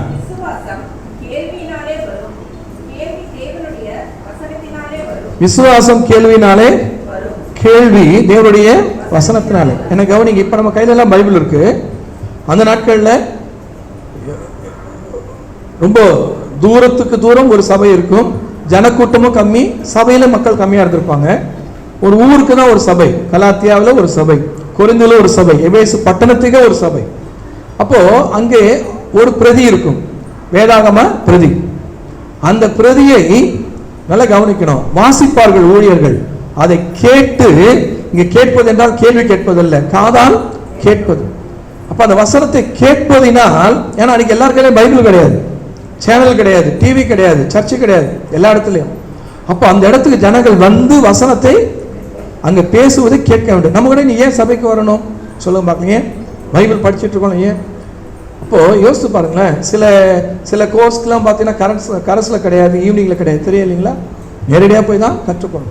ஏன் மெடிக்கல் ஏன் கரஸில் நடத்தக்கூடாது சொல்லுங்க பார்க்கலாம். இன்னைக்கு பைபிள் காலேஜ் கரஸ் வந்துருச்சு, அவங்களுக்கு தேவை சர்டிஃபிகேட், இவங்களுக்கு தேவை பணம், ஒன்றுமே தெரியாது. புக்கு கொடுப்பாங்க, படிச்சுட்டு நம்ம டிக் பண்ணி அனுப்பிச்சோம், அவ்வளோதான். அது எந்த விதமான அவங்களுடைய சொந்த கருத்தா வேத கருத்தா எதுவுமே தெரியாது. இப்போ நான் பேசும்போது ஒரு கருத்து உங்களுக்கு புரியலைன்னா கேட்கறதுக்கு உங்களுக்கு உரிமை இருக்கு, அதில் நமக்கு எதுவுமே தெரியாது. இங்கே நிறைய இருக்கு விஷயங்கள். வசனத்தை சபைக்கு வந்து கேட்க வேண்டும், உபதேசத்தை போதனை சபைக்கு வந்து கேட்கணும். வீட்டில் யூடியூப்ல கொஞ்ச நேரம் பார்ப்போம், அதுக்கப்புறம் சில அவசியமான சில காரியங்கள் வந்துடும், சோறு வந்துடும், ஏதாவது ஒரு பொறுப்பு வந்துடும், கேட்டுக்கிட்டே ஒரு வேலை செய்வோம். அன்னைக்கு அப்படி கிடையாது. சின்ன குழந்தைகளை வைத்திருக்கிற தவிர்த்து மீது அத்தனை பேருமே நம்முடைய கவனத்தை ஒரே இடத்துல திருப்பணும். நான் உங்களை அல்லையா சொல்லுங்க, ஆமேன்னு சொல்லுங்க. ஏன்னு சொல்றேன்னா கர்த்தருக்கு மகிமை செலுத்த மட்டும் இல்லை, காலையில எழுந்து கிளம்பி வந்திருப்போம் இல்லையா, அதெல்லாம் முடிஞ்சிச்சு, கொஞ்சம் கண்ணி இழுக்கூடாது இல்லையா? அதனால அதுக்கும் கொஞ்சம் அல்லையில ஆமேன்னு சொல்லும் போது என்ன பண்ணணும், சிலர் தெரியுமா உங்களுக்கு, இஞ்சி விழாம அல்லையில சொல்லுங்க அப்படிலாம் சொல்லுவாங்க. ஏன் சொல்றாங்கன்னா நம்ம கவனிக்கணும் தான். வேதம் சொல்லுது இங்கே எப்படி நம்முடைய விசுவாசம் வர்த்திக்கப்படும், தேவனுடைய வார்த்தையினால். நாம் கேட்கிற செய்தி, நாம் கேட்கிற பாடல் வரிகள், கேட்கிற போதனைகள், படிக்கிற பைபிள், சபை கூடி வருதலில் கேட்கக்கூடிய பைபிள் ஸ்டடி போதனைகள் எல்லாமே நம்முடைய விசுவாசத்தை வர்த்திக்க செய்கிற காரியங்கள். ஒரு ஆமேன் சொல்றீங்களா? ஆமா. அப்ப அந்த விசுவாசம் எப்படி வரும்? இப்படிதான் வரும். நம்ம தெரிந்த மொழியில கர்த்தர் வேதத்தை கொடுத்திருக்கிறார். நேற்றைக்கு ஒருத்தர் சொன்னார், என்னுடைய குழந்தை ஃபர்ஸ்ட் ஸ்டாண்டர்ட் படிக்கிற குழந்தை பேத்தி இங்கிலீஷ் பைபிள் ஃபர்ஸ்ட் கிளாஸாக படிக்கிறார். அந்த ப்ரொனன்சியேஷன்லாம் நல்ல கரெக்ட். அவர் கல்வித்துறையில் ஒரு அதிகாரி இருந்தவர், படிப்பை குறித்து மேன்மை பாராட்டுறதுக்கு ஒரு தகுதி இருக்கு. நான் சொன்னேன், முதல்ல தமிழ் பைபிள் கற்றுக் கொடுங்க, அதன் பிறகு இங்கிலீஷ் பைபிள் கற்றுக் கொடுங்க. நான் அவரை அவருடைய சந்தோஷத்தை நான் இடிக்கல. அது உண்மையான சந்தோஷமாக மாறணும்னா நிறைய பேர் சபைக்கு இங்கிலீஷ் பைபிள் எடுத்துட்டு வருவாங்க. கேட்டால் தமிழ் தெரியாதுன்னு, அவனுக்கு இங்கிலீஷும் தெரியாது. இங்கிலீஷ் தெரியுங்க, பைபிள் தெரியாது. ஆமாம், எனக்கு தமிழ், நான் தமிழ் தான். எங்கள் அப்பா இங்கிலாண்டும் கிடையாது, அம்மா அமெரிக்காவும் இல்லை, நான் தமிழ் தான். மீன்ட்டு பெரம்பூர் அவ்வளோதான். ஆனால் திருக்குறள் தெரியாது எனக்கு. ஏதாவது மனப்பாடம் பண்ணி என்ன பண்ண மார்க்கெட் அன்னைக்கு அவ்வளோதான். திருக்குறள் தெரியாது. அதுக்கு தான் என்ன சொல்கிறது, பொழிப்புரை, பதவுரை, அதுக்குரிய நோட்ஸு, அதுக்கு தமிழ் ஆசிரியர், இவ்வளோ தேவை. தேமா புலிமாலாம் தெரியாது. ஆசிரியர் தான் தப்பாக எடுத்துக்காதீங்க, புரியல, அவ்வளோதான் விஷயம். யோசித்து பாருங்க, தமிழில் தெரிஞ்ச மொழியில் முதல்ல வேதத்தை வாசிங்க. அதன் பிறகு உங்களுக்கு பிடித்த மொழியில் நீங்கள் வாசிங்க. பைபிள் காலேஜுக்கு ஒரு தம்பி வந்தான், அப்ளிகேஷனில் கொடுத்தான். ஆனால் ஃப்ரெஞ்சு எம்ஏ முடிச்சிருக்கேன்னு கொடுத்துருந்தான். நான் அவனுக்கு என்ன பண்ணேன், ஐபியில் சொல்லி ஒரு ஃப்ரெஞ்சு மொழியில் ஒரு பைபிள் வாங்கி கொடுத்தேன். அவன் என்கிட்ட வந்து சொல்லிட்டு போகிறான், அங்கு ஒன்றும் தெரியாது. ஏன்னா எம்ஏ படிச்சிருக்கேன், தெரியாது, ஏதோ படித்தேன் அவ்வளோதான், வேறு எதுவும் கேட்காதீங்க, வச்சு கொண்டு போயிட்டான். என்ன சொல்ல முடியும் சொல்லுங்க பார்க்கலாம். வேதம் சொல்கிறது, விசுவாசம் எது நிமித்தம் வரும்? வேத வசனத்தை அன்றைக்கு கேட்கதான் முடிஞ்சு. இன்றைக்கு நம்மால் படிக்க முடியும், பிரசங்கத்தை கேட்கிறோம், தியானிக்கிறோம், எத்தனையோ வழிமுறைகள் இருக்கு. நல்ல கவனிங்க, நாம் கேட்கிற பாடல்கள்ல கர்த்தருடைய வார்த்தை இருக்கும். இந்த கர்த்தருடைய வார்த்தைக்கு ஒரு ஜீவன் உண்டு, மறந்து விடக்கூடாது. அப்ப இங்க சொல்லப்பட்டிருக்கு, விசுவாசம் கேள்வினால் வரும். அப்ப அந்த வார்த்தையின் மேல் நம்முடைய வாழ்க்கை கட்டப்படுமானால் அந்த வார்த்தை நம்மை பாதுகாக்கும். எல்லாருக்கும் தெரியும், வசனம் தெரியுங்க, வசனம் அறிந்த சபை நீங்க. பெருமழை பெருவெள்ளம் வந்து அந்த வீட்டின் மேல் மோதியும் அது விழல. பெருமழை பெருவெள்ளம் மோதும். சாத்தானுடைய அந்த பாதிப்புகளை வேதம் ஏதோ ஒரு தூறலாய் தெண்டலாய் சொல்லவில்லை, பெருமழை பெருவெள்ளம். ஆனா அந்த பெருமழையும் பெருவெள்ளமும் மோதியும் அது விழலை. ஏன் சொன்னால், கண்மலையாகிய வார்த்தையின் மேல் அந்த வீடு கட்டப்பட்டது. ஏன் எனக்கு வசனம் தேவை? எனக்கு கவனிக்க, ஏன் எனக்கு வசனம் தேவை சொல்லுங்க பார்க்கலாம். ஊழியக்காரனாகிறதுக்கா சொல்லுங்க, அல்லது மற்றவங்களுக்கு பிரசங்கம் பண்ணி நான் காட்டுறதுக்கா, இல்லை இத்தனை வசனம் தெரியும்னு சொல்றதுக்கா? என் வாழ்க்கையை பாதுகாத்துக் கொள்வது, என் வாழ்க்கையை நான் பாதுகாத்துக் கொள்ளணும். அப்போ பிசாசின் போராட்டமெல்லாம் நான் நினைக்கிற மாதிரி சாதாரணமெல்லாம் வராது. அதுவும் ஆண்டவருக்குள்ள நம்ம ஊன்ற கட்டப்பட ஒரு அழகாய் ஒருத்தர் எழுதினார், ஒரு உதாரணம் கொடுத்தார். மலையின் உச்சிக்கு போக போக காற்றின் வேகம் அதிகரிக்கும் சொன்ன. ஆண்டவருடைய ஆழத்துல நடக்க நடக்க நமக்கு நிறைய பிரச்சனைகள் வரும். ஆனா அந்த பிரச்சனைகள் மத்தியில தேவன் நம்மை காப்பாற்றுவதற்கு ஆண்டவருடைய வார்த்தையின் மேல் நமக்கு ஒரு தெளிவு இருக்க வேண்டும், ஒரு வாஞ்சை இருக்க வேண்டும். ராமன் சொல்லுங்க பார்க்கலாம். கர்த்தருடைய வார்த்தை பெரியவங்க சின்னவங்க ஒரு நாளெல்லாம் இருக்கு. நீ பின்னி கேட்க மாட்டேன் எத்தனை பேர் பைபிள் படிச்சீங்கன்னு. ஆனால் நேற்று பைபிள் படிச்சீங்களா? யாரை கை தூக்க சொல்லலை. நேற்று பைபிள் படித்தோமா, நம்ம முந்தாள் படித்தோமா? இந்த வாரம் எத்தனை நிகழ்ச்சிகள் நாம் நிறைவேற்றினோம், எத்தனை காரியங்கள் நமக்காய். ஆனால் எத்தனை பேர் இந்த ஒரு வாரத்தில் பைபிள் எடுத்து உண்மையா ஜெபித்து படித்தோம்? யோசித்து பாருங்க பார்க்கலாம். எல்லார் வீட்லேயும் 4 பைபிளுக்கு மேலே இருக்கும். ஒவ்வொருத்தருக்கும் 2 பைபிள் 3 பைபிள் இருக்கலாம். கவனிக்கிறீங்களா? ஆனால் வேதத்தை வாசிக்கிறோமா? அந்த வேத வசனத்தை நான் வாசிக்க, வேதம் நமக்கு புரியணும் அவசியம் கிடையாது. மருத்துவர் கொடுக்குற மருந்து நமக்கு தெரியாது, அந்த மருந்து உள்ள போடுறோம், ஊசியை போடுறாரு, அது வேலையை செய்யுது. கர்த்தருடைய வசனம் நமக்குள்ளே போய் அது வேலையை செய்யும். எல்லா வசனத்துக்கும் விளக்கம் தெரிஞ்சுதான் நம்ம படிக்கணும்னு சொன்னா நம்ம ஒருத்தருமே படிக்க முடியாது. ஏன் படிக்க சொல்றாரு அப்பா? ஏன் கோலியாட வேணான்னு சொல்றாங்க அம்மா? ஏன் நம்மளை கலையில எழுப்புறாங்க? ஏன் இந்த பயிற்சி கொடுக்குறாங்க? நமக்கு தெரியாது, ஆனா பின்னாடி தெரியும். ஒவ்வொரு காலகட்டம் வரும்போது தெரிகிறது. கவனிக்கிறீங்களா? ஒரு பையன் ஒரு பொண்ணை விரும்பினா, நான் இதெல்லாம் கல்யாணம் பண்ணுவேன்னா, அப்போ பாச சொன்னாரு, வேணாடா தம்பி அப்படின்னு. அவன் சொன்னான், சேற்றில் முளைத்த செந்தாமரைன்னா, டேய் அதுவும் சேர்தாண்டா வேணாண்டாட்டாரு. ஏன்னா அவனுக்கு தெரிய விஷயம் தெரிஞ்சுதான் சொன்னான். அப்புறம் பாச சொன்னாரு வேணாம். அப்புறமா ஒரு வார்த்தை சொன்னாரு, நீ எடுக்கிற இந்த தீர்மானம் 20 வருஷம் பொறுத்து உனக்கு சந்தோஷம் கொடுக்குறதா எடுத்துக்கோ. 20 வருஷம் கல்யாணம் ஆயிடுச்சு, 20 வருஷம் பொறுத்து இந்த வாழ்க்கை துணைக்காக நீ துதிக்கிற மாதிரி இருந்தா எடுத்துக்கோ, இல்லைன்னா நீ விட்டுறினார். அவன் ஆண்டு சிந்தித்தான், ஜெபித்தான், சொன்ன உபவாசர் ஜெபம் பண்ணணும். அதன் பிறகு வாழ்க்கை மாற்றப்பட்டது. ஒரு ஊழியக்காரனுடைய மகனுடைய வாழ்க்கையில் நடந்த விஷயத்தை நான் சொல்லுகிறேன். பெண் பிள்ளைகளும் சரி ஆண் பிள்ளைகளும் சரி பொதுவாக சொல்றது. இப்போ இன்னைக்கு எடுக்கிற தீர்மானம் அடுத்த 20 வருஷத்துக்கு நிலைக்குமா? ஒரு வீடு வாங்கணும்னு நினைக்கிறோம், இஎம்ஐ கட்டுறோம், 20 வருஷம் 30 வருஷம் இல்லையா, முடியுமா? இது லாபமா? கணக்கு போடுறோம்ல. அப்போ வாழ்க்கை அதோட பெருசு இல்லை. கர்த்தருடைய வார்த்தை நம்முடைய வாழ்க்கையில் இருக்குமானால் நிச்சயமாக அது லாபத்தில் முடியும்படி கர்த்தர் செய்வார். ஒரு ஆமென் சொல்லுங்க பார்க்கலாம். அப்ப வேதம் சொல்லுகிறது, எப்படி நாம் விசுவாசத்தை பெற முடியும்? விசுவாசம் தேவனுடைய வார்த்தையினால் தான் பெற முடியும், தேவனுடைய வசனத்தின் மூலமாக. கவனிக்கிறீங்களா? ஒருத்தரை குறித்து ஒரு பாஸ் சொன்னார், ஒரு பைபிள் ஸ்காலர், அவர் உங்கள் பைபிள் காலேஜுக்கு கூப்பிடுங்கன்னார். எனக்கு செட் ஆகலை. ஏன்னு சொன்னேன், அவருடைய மனைவி பார்த்தீங்கன்னா தலையிலேருந்து கால் வரைக்கும் இடமே கிடையாது, அவ்வளோ நகை போட்டிருக்காங்க. எனக்கு அது விருப்பம் இல்லை. ஏங்க அதுக்கு என்னங்க சம்பந்தம்? அவர் பாஸ்டர், பைபிள் காலேஜ்லாம் டீச் பண்ணுறாரு, பெரிய இடங்கள்லாம் போகிறார். ஆனால் போஸ்ட்லாம் பார்த்தீங்கன்னா சிவாஜி கணேசன் கேர் விஜய் மாதிரி தான் போஸ்ட் கொடுப்பாங்க. அந்த ஃபோட்டோலாம் பார்த்தீங்கன்னா தப்பாக எடுத்துக்காதீங்க, அதை பார்க்குறவங்க அப்படி தான் தோணும், அப்படி தான் போஸ்ட் கொடுப்பாங்க. ஒரு நகையும் மிச்சம் கிடையாது. ஐயாவும் கையில் பிரேஸ்லெட். என்ன பைபிள் ஸ்காலர்? உங்களையும் என்னையும் விட 1000 மடங்கு பிசாசு தெரியும் வசனம். அவன் இயேசுக்கே பிரசங்கம் பண்ணான். அவன் நடுங்குவான், மனம் திரும்ப மாட்டான். ஆனா ஆண்டவர் நம்மிடத்துல வெறும் நடுங்கி விட்டு போவதற்காக அல்ல, மனம் திரும்ப இன்றைக்கு ஒரு நாளை கத்த தந்திருக்கிறார். மறந்துடக்கூடாது. கவனிக்கிறீங்களா? பைபிள் ஸ்காலருக்கெல்லாம் பயப்பட மாட்டான் பிசாசு. வேதத்துக்கு கீழ்ப்படுகிறது தான் நடுங்குவான். வேதம் சொல்கிறது அவருடைய வார்த்தையினால் நம்முடைய விசுவாசத்தை வர்த்திக்க பண்ண முடியும். நான் மீண்டும் மீண்டும் தாழ்மையா சொல்றேன், நாம் கேட்கிற அத்தனை காரியம் மறந்துவிடும், ஆனால் ஆண்டோடைய வார்த்தை ஒருபோதும் மறந்துடாது. ஏன் சண்டே கிளாஸ் விபிஎஸ்க்கு சபைகள் இவ்வளோ செலவு பண்ண சொல்லுங்க பார்க்கலாம். எப்படியாயிலும் அந்த வசனத்தை அது ஆவிக்குள்ள என்ன பண்ணணும், விதைக்கணும் தான். உங்க வாழ்க்கையில் அவர்கள் ஒருவேளை வேறு மார்க்கத்தில் இருந்தாலும் என்றைக்காவது ஒரு நாள் ஒரு சர்ச்சுக்கு தட்ட மாட்டாங்களா? ஒரு நாள் சபைக்கு போக மாட்டாங்களா? ஏதாவது ஒரு நாள் இந்த விதை விதைக்கும் என்ற நம்பிக்கையில தான்.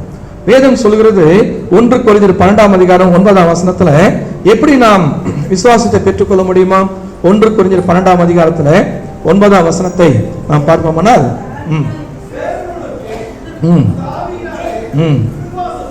போதுங்க.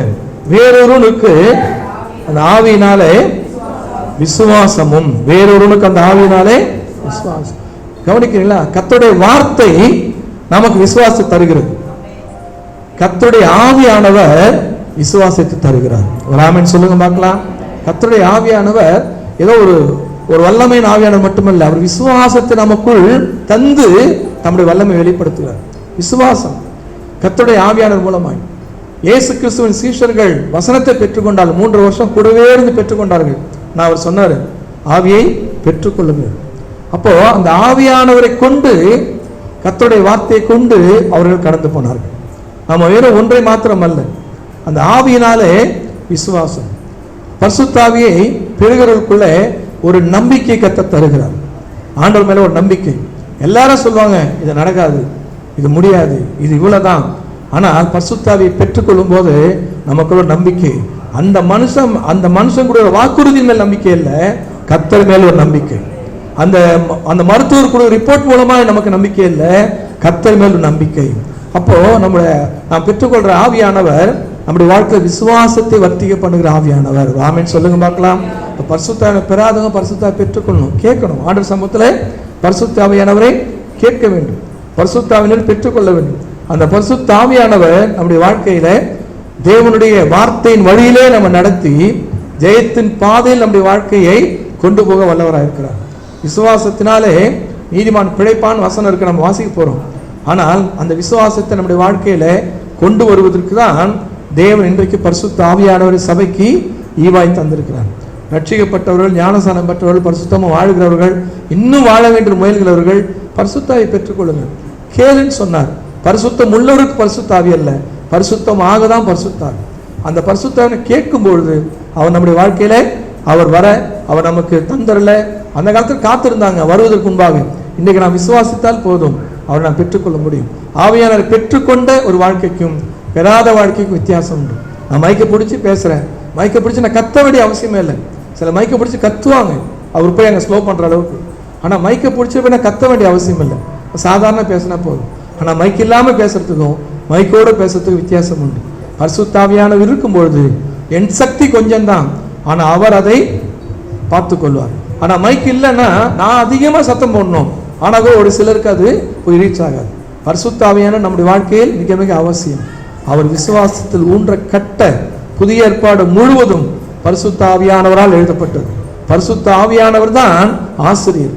பரிசுத்த ஆவிக்குள் தான் புதிய ஏற்பாட்டின் சம்பவங்களும் இன்றைய திருச்சபை நடந்து கொண்டிருக்கிறது. அப்ப பரிசுத்த ஆவியானவரை நாம் சார்ந்து கொள்ள வேண்டும். பரிசுத்த ஆவியின் மூலமாய் நமக்கு ஒரு விசுவாசத்தை கத்த தருகிறார். ஆமென் சொல்லுங்க பார்க்கலாம். மூன்றாவதா பார்க்கும்போது மத்தேயு சுவிசேஷம் 14ஆம் அதிகாரம் 29ஆம் வசனத்தில் சொல்லப்பட்டிருக்கு. மத்தேயு சுவிசேஷம் 29 மத்தேயு சுவிசேஷம் 14ஆம் அதிகாரம் 29ஆம் வசனத்தை நாம் வாசிப்போமானால்,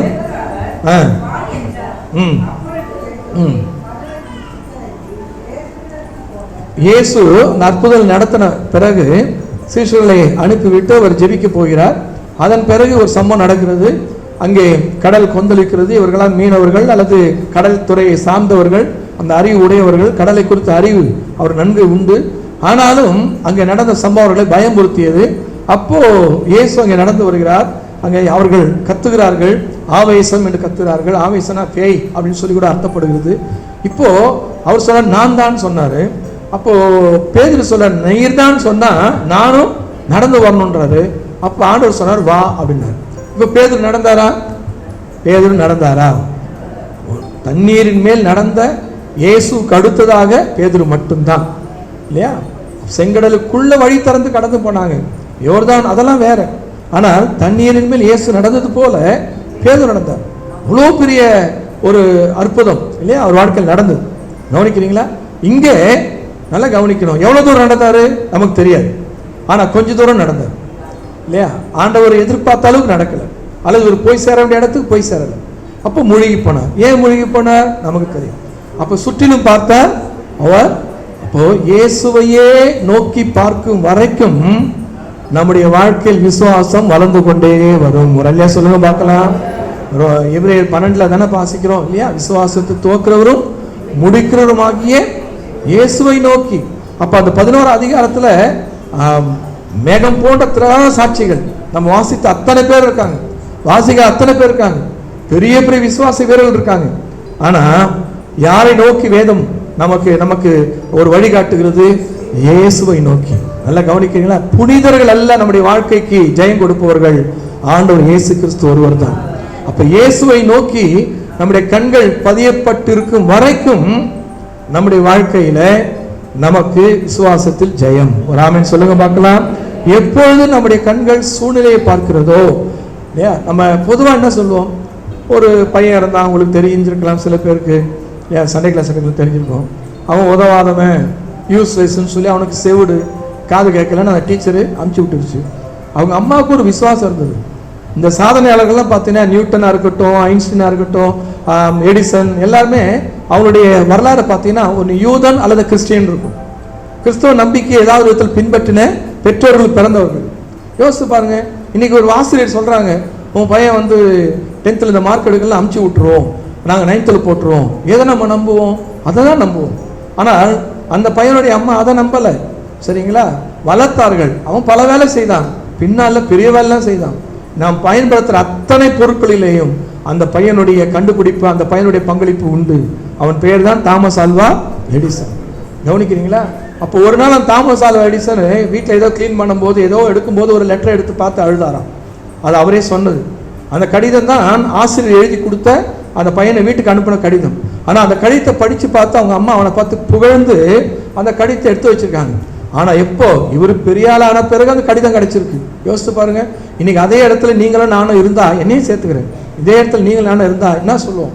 ஆசிரியர் சொன்னதான் தேவ வாக்கு, டாக்டர் சொன்னதான் தேவ வாக்கு. யாரோ ஒருத்தர் சொன்னார், இயேசு சொன்னாரா நம்ம உருப்பட மாட்டோம்னு சொல்லி, இயேசு சொன்னாரா நம்ம செத்து போயிடுவோம்னு சொல்லி, இயேசு சொன்னாரா நம்ம வாழ்க்கை முடிஞ்சிச்சுன்னு சொல்லி, இயேசு சொல்லல. நீ ஆசீர்வாதமா இருப்பேன் தானே சொன்னாரு, நல்லா இருப்பேன் தானே சொன்னாரு, எழுது வாந்தானே சொல்றாரு ஆண்டவர். ஆண்டவர் வந்து வேற எதுனா எதிர்மறையா பேசினார் இல்லை. இன்றைக்கு அப்ப ஆசிரியர் தப்பா சொன்னாரா? இல்லை. மருத்துவர் தப்பா சொன்னாரா? இல்லை. அவர்கள் அந்த நிலைமையை சொன்னார்கள். நிலைமையை மாற்ற தகுந்த சக்தி ஆண்டவர் விட்டு உண்டு என்று நாம் மறந்து விடக்கூடாது. ஞாபகம். எத்தனை இப்ப நான் போன வாரம் கூட வெள்ளிக்கிழமை இங்க பேசும்போது நான் சொன்னேன் இல்லையா, முடியாது இல்லையா, செத்து போயிடுவாங்கன்னு சொல்லிட்டாங்க ஜெபிச்சுட்டு. இன்னி வரைக்கும் நம்ம உயிரோடு வாழ்ந்துட்டு இருக்காங்க. எத்தனையோ சாட்சிகள். காலில் கீறி ஒரு எங்கேயோ கொண்டு போன வசதி இல்லை. அந்த மாதிரி ஸ்டான்லி ஹாஸ்பிட்டலில் வேலை செய்கிற நம்ம ஆயமா வேலை செய்கிறாங்க. அங்கே பார்க்க முடியல ட்ரீட்மெண்ட்டு கணவருக்கு. அங்கே ஒரு கிளினிக் இருக்குது, நாங்கள் அனுப்பிச்சி வச்சோம். காலில் கீறி அப்படியே புழுக்களை எடுத்தாங்க. காலில் கீழி விரலில் புழுக்களை எடுத்தாங்க. அதன் பிறகு நன்றாக இருக்க கர்த்தர் உதவி செய்கிற ஆண்டவர். அவர் கொஞ்சம் மனநிலையும் பாதிச்சிச்சு. தண்ணி ஊற்றிப்பார், மேலே பாத்ரூம் போயிடாரு. அதன் மத்தியிலும் அவர் வாழ கர்த்தர் உதவி செய்தார். மறந்துடக்கூடாது. கவனிக்கிறீங்களா? நான் என்னைக்குமே மருந்தையும் மருத்துவம் தப்பா சொல்லலை. யாரையும் எல்லாரையும் சார்ந்துதானே வாழ்ந்து கொண்டிருக்கிறோம். ஆனால் இவங்க ரிப்போர்ட்டை மட்டும் நம்ம பார்க்க வேணாம், அவர் என்ன சொன்னார் இல்லையா? அவர் என்ன சொன்னார், அதுதான் முக்கியம்.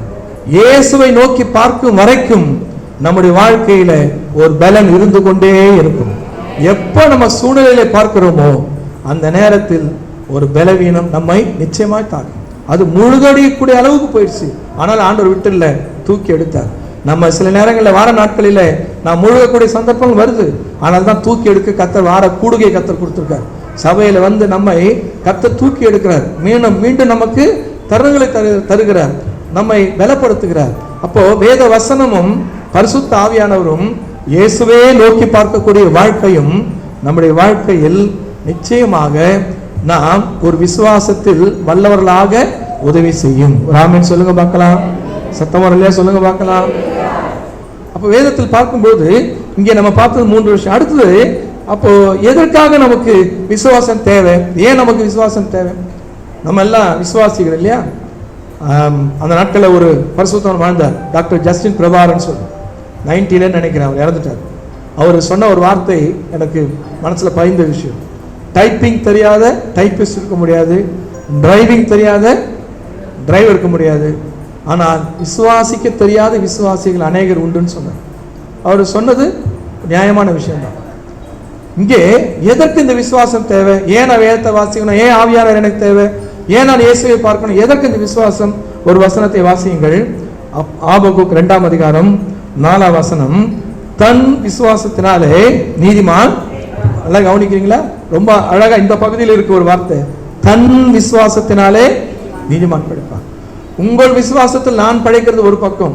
இந்த 4 பேரை தூக்கிட்டு வந்தாங்க, அவங்க விசுவாசத்தை பார்த்து ஆண்டவர் அவனை எழுப்பினார். அது ஒரு வகை. மோசையின் விசுவாசம் தான் அங்கு ஜனங்களை கடக்க வைத்தது, உண்மைதான். ஆனா எல்லா நேரத்திலையும் நம்ம அர்த்தத்தை நம்பி வாழ முடியாது. ஒரு பாஸ்டருடைய அப்பா பலவீனமா இருந்தார், படுக்கை ஆயிட்டார். அந்த நாட்களில் நிறைய பேர் மருந்து எடுக்க மாட்டாங்க, அது அவருடைய பர்சனல். ஆனால் அவர் படுக்கையா இருக்கும்போது அசைவில்லை. நிறைய பாஸ்டருக்கு வந்து ஜெபம் பண்ணாங்க, நிறைய பரிசுத்தாலும் ஜெபம் பண்ணாங்க. ஜெபம் பண்ணி முடிச்ச பிறகு என்ன பண்ணுவாங்க? ஜெபம் பண்ணி முடிச்ச பிறகு அவளுக்கு காணிக்கையோ அல்லது காஃபியோ கொடுப்பாங்க இல்லையா? அட்லீஸ்ட் காஃபினாலும் கொடுப்பாங்க இல்லையா? இந்த காஃபி கொடுக்கறதுக்கு அவங்க வீட்டில் போகிறதுக்குள்ளே அவங்க உட்காந்து பேசிப்பாங்களாம். என்ன பேசிப்பாங்க? தேராது, சான்ஸ் இல்லை, அவ்வளோதான். ஐயா நல்லா இருந்தார், நல்லா ஊழியம் செஞ்சார், இனிமேல் அவ்வளோதான். இதெல்லாம் கேட்டுன்னு இருந்திருக்காரு ஒரு உள்ள, செயல் இல்லை, ஆனால் உள்ள கர்த்தர் ஒரு ராத்திரியில் அற்புதம் செஞ்சுட்டார், சுகம் அடிச்சிருச்சு. அந்த வாரம் சர்ச்சுக்கு வராரு, வந்து சாட்சி சொல்லணும்னு சொல்லி கேட்டிருக்காரு. என்ன சாட்சி சொன்னாராம்? உங்கள் விசுவாசத்தினால் அல்ல, என் விசுவாசத்தினால் பிழைத்தேன். எனக்கு ஜெபம் பண்ண அத்தனை பேரும் ஏறக்குறைய நான் செத்துருவேன்னு என் பக்கத்துல கொஞ்சம் பேசிட்டு போனாங்க. ஆனா கர்த்தர் இன்றைக்கு என்னை சுகத்தோடு கொண்டு வந்திருக்கிறார். நான் இப்ப சொன்னது சாம் சுந்தர் ஐயாவுடைய அப்பாவை குறித்து சொல்றேன். யோசித்து பாருங்க. ஏன் நான் சொல்றேன்? அநேக நேரத்தில் சுற்றியுள்ள விசுவாசம் இருக்காது. கர்த்தர் நம்மோடு பேசியிருப்பார், நமக்கு ஒரு விசுவாசத்தை கர்த்தர் கொடுத்திருப்பார். அந்த விசுவாசம் பத்திரமாய் கடக்க செய்வதற்கு உதவியா இருக்கும். ஒரு ஆமென் சொல்லுங்க பார்க்கலாம். 93ஆம் வருஷம் இதே ஜிஹெச்ல முந்தானே ஜிஹெச், அந்த பக்கம் போகும்போதெல்லாம் பயமா இருக்கும். அந்த ஜிஹெச் கீழே பார்த்தீங்கன்னா பிணவரைன்னு போட்டுப்பாங்க முன்னாடி. அந்த இஎல்எஸ் சிஎல்எஸ் பக்கம் நின்று ரைட்ல நம்ம டர்ன் பண்ணணும் சென்ட்ரலுக்கு. அங்கே நிற்கும் போது பிணவரை, இப்போதான் அழகா போட்டிருக்கான் அமரர் அறை. முன்னாடிலாம் சாவு கிடங்கு பிணவரை இப்பதான் போட்டிருப்பாங்க. அதுக்கு மேலதான் என் வார்டு. 93ஆம் வருஷத்துல அந்த டாக்டர் என்ன அனுபவம் சொன்னார், மறுபடியும் ரத்த வாந்தி எடுத்தினா இங்கே வந்து சேர்ந்து உனக்கு ஆப்ரேஷன் பண்ணார். அவ்வளோ சீரியஸாக நிலைமையில போனேன். ரத்தம், ஆனால் அது ரத்தம்னே தெரியாமல் எனக்கு வாந்தி எடுத்திருந்தேன், எனக்கு தெரியல. என்ன 93ஆம் வருஷத்தில். ஆனால் அல்சர்னால நிறைய வலி, பெயின் கில்லர்ஸை போட்டு, அது வாலிப வயசு இல்லையா, கொஞ்சம் பிடிவாதங்கள் எல்லாம் நமக்கு தெரியுன்ற அதெல்லாம், அதனால் ஆயிடுச்சு, பாதிச்சு. அப்போது ஒரே மாத்திரையை போட்டுருவேன், விவிஎஸ் போய்டு மாத்திரை போட்டுருவேன். அது எது நம்ம அது கண்டுக்க முடியும் தெரியல. அப்போ திடீர்னு நல்ல மாதிரி இருந்தால் பிளட் வாமிட், அதிகமான ரத்தம் போயிடுச்சு. ப்ரைவேட்டில் போனால் கையில் காசு கொடுத்து நீங்கள் ஜிஹெச்சுக்கு போய் அனுப்பிச்சிட்டாங்க, ஏன்னா ஹாஸ்பிட்டல் பேர் கெட்டுற போதும். இங்கே வந்தால் வேலைக்கிழமை வந்து சேர்க்குறாங்க, வெள்ளிக்கிழமை வந்து சேர்க்குறாங்க, ஒரு இன்ஜெக்ஷன் போட்டாங்க, அதோடு அவள் தான். அடுத்த வேலைக்கிழமை பேக் எடுத்து நான் நடந்து வர கர்த்தர் உதவி செய்தார். ஆண்டவர் வார்த்தை கொடுத்தார், விசுவாசித்தேன். ஐயா சபையிலேருந்து ஜெபம் பண்ணாங்க, வார்த்தை கொடுத்தான், பூர்ண சுகத்தோடு அனுப்புன்னு சொல்லி. 2 ராஜாக்கள் 20ஆம் அதிகாரம் 5ஆம் வசனத்தை ஆண்டவர் எனக்கு உணர்த்தினார். இதோ நான் உன்னை குணமாக்குவேன், 3ஆம் நாள் கர்த்தருடைய ஆலயத்துக்கு போவாய். இந்த வார்டெல்லாம் அந்த கேஸ் தான், எல்லாம் பீடி பிடிச்சி சாராயம் குடிச்சு ரத்தம் வாங்கி எடுத்த கேஸ் தான் அந்த வார்டில். நான் எங்கள் அப்பா கிட்ட சொல்கிறேன், என்னை கர்த்தர் சுகமாக்கிடுவார், எண்டோஸ்கோப்பில் நல்ல ரிசல்ட் வரும். எங்கள் அப்பா நம்பலை, ஏன்னா என்னை கூட வந்து பார்க்குற அவர் தான். அம்மா நம்பினாங்களா இல்லையான்னு தெரில, பாவம் எனக்காக தலையாட்டுறாங்க. என் நிலைமை அப்படி. டாக்டர்லாம் வருவாங்க, நாக்கு நீட்டுவாங்க, அப்படியே பார்த்துட்டு போயிடுவாங்க. வர டாக்டர்லாம் நம்ம ரெக்கமெண்ட் பண்ண நர்ஸுங்க டாக்டர்லாம் ஆப்ரேஷன் பண்ணுறேங்கன்னாங்க. எனக்கு ஆப்ரேஷனாக பயம். இப்போது ஒருத்தர் சொன்னாங்க, நித்யா பயப்படாத, நீ ஒரு 5 இட்லி சாப்பிடணும்னு வச்சுக்கோ, அது 3 இட்லி ஆகும். நான் சாப்பிட்றதே 3 இட்லி தான். அப்போ எத்தனை இட்லி சாப்பிடணும்? 1 இட்லி தான் சாப்பிடணும். குடலை வைத்த கொஞ்சம் அந்த இறைப்பை இருக்கு இல்லையா, அந்த அது வயிறு தானே சொல்கிறோம், அந்த இடத்துல ஓட்டை. இப்போ அதை கட் பண்ணி தச்சுட்டாங்கன்னா நீ கொஞ்சம் கொஞ்சமாக சாப்பிட்டுக்கோ அப்படின்னாங்க. நான் ஆப்ரேஷன் பண்ணி தேர்வுன்னு தெரியாது, அப்புறம் தானே சாப்பிட்றது. ஆண்டர் பாத்திரம் விழுந்தேன், ஒப்பு கொடுத்தேன். கர்த்தர் கிருபையாய் அற்புத சுகம் கொடுத்து அந்த எண்டோஸ்கோப்பில் நல்ல ரிசல்ட் கொடு. இன்றைக்கி என் வீட்டில் அந்த ரிசல்ட் இருக்குது. வீட்டுக்கு வந்தேன். யோசிச்சு பாருங்க, என்னை சுற்றி இருக்க சூழ்நிலைகள் என்னை பார்க்குறேன். ஏன்னா அவங்க தானே என்னை தூக்கிட்டு போனாங்க, அவங்களுக்கு தான் என் நிலைமை எவ்வளோ மோசம்னு தெரியும். ஆனால் எனக்கு அன்றைக்கு ஆண்டவர் வார்த்தை கொடுத்தார். அந்த வார்த்தையை தாழ்மையாக விசுவாசித்தேன். அழுத கர்த்தர் சமூகத்தில் ஒப்பு கொடுத்தேன். கர்த்தர் என்னை சுகமாக்கி கொண்டு வந்தார். கிட்டத்தட்ட 30 வருஷம் ஆகுது. ஏன் அந்த ஹாஸ்பிட்டலே இடிச்சாங்க, அப்போ தான் நிம்மதியாச்சு. எப்போ பார்த்தாலும் அந்த வார்டு பார்க்கும்போது பயமாக இருக்கும், மனுஷீகத்தில் ஒரு பயம் இருக்குது. அடிக்கடி நான் கூட சொல்லியிருப்பேன் உங்ககிட்ட கூட மெசேஜ் கொடுக்கும்போது, இல்லையா, எனக்கு அப்போலோ கிடையாது, எனக்கு அது கிடையாது, இது கிடையாது, ஜிஹெச் தான், வேண்டாம், பத்திரமா இருந்து போயிடணும். ஏன் சொல்கிறேன்னா காரணம் இருக்குது. வேதம் சொல்லுது, கர்த்தரை விசுவாசிப்பதினால் நமக்கு ஒரு பிழைப்பு உண்டு. ஒரு ஆமென் சொல்லுங்க பார்க்கலாம். ஒரு பிழைப்பு உண்டு. ஒரு வியாபாரத்தில் ஏற்கனவே பாசல் எப்படிப்பா பழப்பு போகுதுன்னு சொல்கிறோம் இல்லையா. பாஸ் ஆகிட்டாவே நீங்கள் சொல்கிறாங்க, பரவாயில்ல பையன் போஸ்டான்ன்றாங்க. பாஸ் ஆகிட்டாவே அவங்க அம்மா சொல்கிறாங்க, சத்தியமாக சொல்கிறேன்யா, நான் ஜெபம் பண்ணி தான் என் பையன் பாஸ் ஆனா, எனக்கு நல்லா தெரியும்னு அந்த அம்மா கேரண்டி கொடுக்கும். அப்போது பிழைப்புன்ற வார்த்தை எல்லா காரியத்துக்கும் தேவை. நம்முடைய பொருளாதாரம், ஆவிக்குரிய வாழ்க்கை, அறிவு, ஆற்றல், குடும்பத்துக்கு தேவையான அத்தனை விஷயத்திலையுமே இந்த வசனம் பொருந்தும். நம்முடைய விசுவாசத்தினால், உங்கள் தனிப்பட்ட விசுவாசத்தினால், குடும்பத்தில் ஒருவேளை நீங்கள் ஒருத்தர் தான் விசுவாசிக்கிற நபராக இருந்தாலும் சரி, சுற்றி இருக்கிற அத்தனை பேரும் அவிசுவாசிகளாக இருந்தாலும் சரி, உங்கள் விசுவாசத்துக்கு ஒரு பலனை கர்த்தர் தர வல்லவராக இருக்கிறார். அந்த விசுவாசம் நமக்கு ஜீவனை, பிழைப்பை தருகிறது. ஒரு ஆமென் சொல்லுங்க பார்க்கலாம். ஏன் எனக்கு விசுவாசம் தேவை? அப்போஸ்தலர் 15ஆம் அதிகாரம் 9ஆம் வசனம் சொல்கிறது. 15:9 அப்போஸ்தலர் 15ஆம் அதிகாரம் 9ஆம் வசனம்.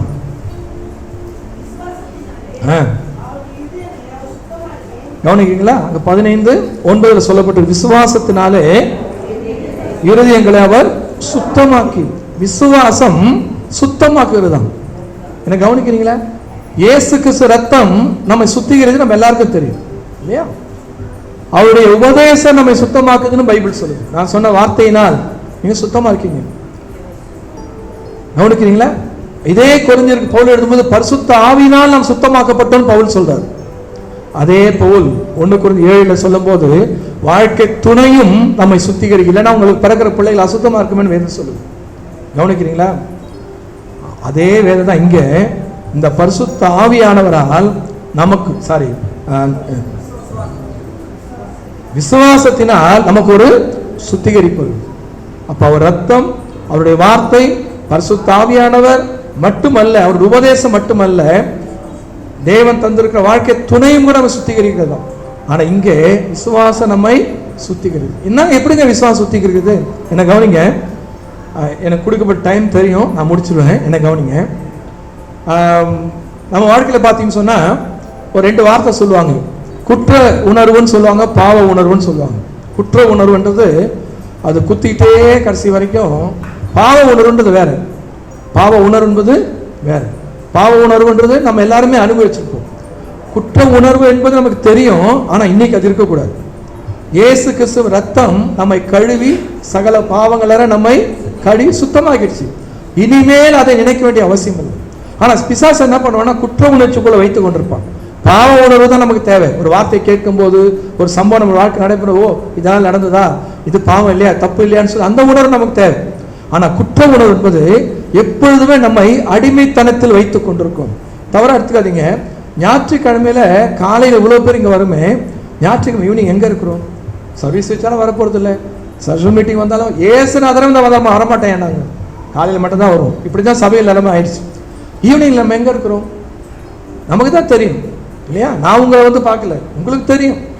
ஒரு சிலருக்கு அவசியமான சில காரியங்கள் இருக்கலாம், ஆனால் மற்றவர் என்ன எங்கே இருப்போம் யோசித்து பாருங்க. ஏன் இந்த குற்ற உணர்ச்சி? நான் பாவி தானே, நான் பாவி தான். பாவிக்கு சினிமா பெரிய விஷயம் இல்லை, பாவிக்கு இந்த நட்பு பெரிய விஷயம் இல்லை, பாவிக்கு இந்த பொழுதுபோக்கு பெரிய விஷயம் இல்லை. பாவிக்கு இது ஒரு பெரிய விஷயமே கிடையாது. பாவிக்கு இது தேவை. அப்போ வேதம் சொல்லுது, நான் பாவி இல்லை, நான் பாவியா தான் வந்தோம், ஆனா இன்றைக்கு உங்களை என்னை கர்த்தர் பரிசுத்தவனாய் மாற்றிருக்கிறார். இதை விசுவாசித்தால் தான், நல்லா கவனிக்கிறான், இதை விசுவாசித்தால் தான் என் வாழ்க்கையில ஒரு மேன்மை. அப்ப அவர் கொடுத்த அந்த சுத்திகரிப்பை நான் விசுவாசிக்க வேண்டும். ராமன் சொல்லுங்க பார்க்கலாம். நம்ம வாழ்க்கையில நாம திருவந்தரோட கண்ணீர் விடுறது, செய்திகள் அதாவது பாடல்ல கண்ணீர் விடுறது, நம்முடைய வாழ்க்கை நிலைமையை குறித்து கூட அவர் அந்த பாட் பண்ணார். அந்த கல்வாரி அந்த கடைசியில் அந்த பாட் பண்ணார் பாருங்க. அந்த அந்த அன்பை குறித்து பாட அந்த நான் நேரில் சர்ச்சில் பாடும்போது அழ வந்துடும் அந்த பாட்டு. ஜெர்மனிலே பாடுவோம் அந்த பாட்டு. அதை பாடும்போது ஏன்னா நம்ம நிலைமை என்னன்னு நமக்கு தான் தெரியும். இது பாவ உணர்வினால், நன்றி உணர்வால் வர்றது. ஐயோ நான் பாவியா இருந்தேன், நன்றினால் வர்றது. குற்ற உணர்வுலாம் வரக்கூடாது. கவனிக்கிறீங்களா? குற்ற உணர்வு எப்படி தெரியுமா? அதையே வாழ்க்கையில் இருந்துகிட்டே இருந்து ஐயோ நான் பாவிதான், ஐயோ பாவிதான். ஒரு ஐயா கிட்ட நான் ரட்சிக்கப்பட்ட புதுசில் பேசினேன். சிஎஸ்சி சபையில் ஒரு கமிட்டி மெம்பர், சபையில் திருவிருந்துக்கெல்லாம் உதவி செய்கிறவர். அவர் சொன்னார், தம்பி எனக்கு இந்த மனசாட்சி உறுத்துதுப்பா திருவிருந்து எடுக்கும்போது. நான் சொன்னேன், ஏன் அங்கிள் என்ன விஷயம்? ரொம்ப அவர் சொன்ன போது கேட்டானே ஆகணும். இந்த சிகரெட்டை விடவே முடியல, அதனால இந்த குற்றம். அப்போது அந்த சபையில் சிகரெட் பிடிச்சிக்கிட்டே திருவிருந்து உதவி செய்கிறார். இது குற்ற உணர்வு. கவனிக்கிறீங்களா? நம்ம வாழ்க்கையை நம்ம யாரும் அறிக்கை செய்ய வேண்டிய அவசியம் இல்லை. அவருக்கு தெரியும் நமக்கு வருவதெல்லாம் பாவ உணர்வு. கவனிக்கிறீங்களா? இன்னைக்கு எதாவது பண்ணோம், நேற்று என்ன பண்ணோம்? ஒரு பாஸ்டர் அபிஷேகம் கூட நடத்த போனாராம். ஆவியானது இறங்கின மாதிரி தெரியல, பிரசன்ஸை உணர முடியல. அப்போ ஆண்டவர் உணர்த்தினாராம். பாஸ்டர் தாமஸ் ராஜ் ஐயா சொன்ன சாட்சி தான் சொல்றார். வீட்டில் முயல் வளர்த்தாங்களாம். முயலை பிள்ளைங்க திறந்து விட்டுருக்கானுங்க. அவர் பிள்ளைங்க அப்போ முயலை உள்ளே வச்சுட்டு போனோம், இல்லைன்னா ஏதாவது இது பண்ணிடும். அந்த முயலை பிடிக்க போகும்போது டென்ஷன் ஆகி 2 போட்டு எடுத்து உள்ளே போட்டிருக்காரு. அப்போ ஆண்டவர் உணர்த்துறாரு, அந்த முயலையே இவ்வளோ அடிச்சுட்டு வரீங்க, அடிச்சுட்டு என்ன பாடு பாடுறோம்? ஆவியானவரே இல்லையா, அன்பு இப்போ வாரும், இறங்கி வாரும். அவருக்கு உணர்த்தினாராம். அது எனக்கு தெரியாது. யோசித்து பாருங்க பார்க்கலாம். அப்போ நம்முடைய வாழ்க்கையில் ஒரு மென்மையை ஆண்டவர் எதிர்பார்க்கிறார் இல்லையா? தப்பு கண்டிக்கணும் தான், பிள்ளைகளை கண்டிக்கணும் தான், இல்லைன்னு சொல்ல. ஆனால் ஒரு மென்மையை இல்லையா, ஒரு ஆண்டவர் பிள்ளையாக இருந்து கண்டிக்கக்கூடிய காரியங்கள் நமக்கு அவசியம். அப்போ வேதம் சொல்கிறது, நமக்கு குற்ற உணர்வு அவசியம் இல்லை, பாவ உணர்வு நம்ம தப்பு செய்யும்போது வரணும். அது வரலன்னா ரொம்ப தப்பு. அதே நேரத்தில் குற்ற உணர்வு நம்மை மேலே உயர்த்த விடாது, ஆண்டவர் காரியத்தை செய்ய விடாது. சென்னையில் ஒரு பெரிய சபை உண்டு, லேமன் ஃபெலோஷிப்னு சொல்லி நுங்கம்பாக்கத்தில். அந்த சபையின் அந்த ஸ்லோகம் என்னன்னு சொன்னால், நம்ம எல்லாரும் பாவிகள். ஆமாங்க பாவி தான். ஆனால் இன்னைக்கு நான் வேதம் சொல்லுது என்னை பரிசுத்தவான்னு சொல்லுது. ஆனால் கிடையாது, நீ பரிசுத்தவான், பாவி தான். யோசித்து பாருங்களேன். நீங்க பாவி பாவி பாவின்னு நீங்க ஒவ்வொரு வாரம் பிரசங்கம் கேட்கும் போது நம்ம பாவத்தோடு தான் வாழ்வோம். இல்லை, நம்ம பரிசுத்தவான்கள். ஜெயம் பெற கர்த்தர் அழைத்திருக்கிறார். நாம் போய் சேரக்கூடிய இடம் பரிசுத்தமானது. நம்மை நடத்துகிற ஆண்டவர் பரிசுத்தமானவர். நேற்றைக்கு ஆண்டவர் நமக்கு உணவு கொடுத்தார், உடை கொடுத்தார், சுகம் கொடுத்தார். அவர் பரிசுத்தமானவர். இந்த பிரசங்கம் நம்ம ஒரு நாள் கர்த்தர் தூக்கி எடுக்க உதவி செய்யும். எத்தனை பேர் ஆமென் சொல்றீங்க? நமக்கு எதுவும் தெரியாம போய் எங்கேயும் போய் பொண்ணு எடுத்துறோம், எங்கேயும் போய் நம்ம ஜாயின் பண்ணக்கூடாது. ஞாபகம் வச்சுக்கணும். சரிங்களா? உபதேசம் மிக மிக முக்கியமானது. ஜாக்கிரதையா இருக்கணும். இப்ப வேதம் சொல்கிறது இங்கே இரண்டாவதா பார்த்தோம் சுத்திகரிக்கிறது. மூன்றாவது மத்தேயு சுவிசேஷத்தில் 21ஆம் அதிகாரம் 22ஆம் வசனத்துல பதிலை தருகிறது. 21ஆம் அதிகாரத்துல 22ஆம் வசனம் மத்தேயு சுவிசேஷம்.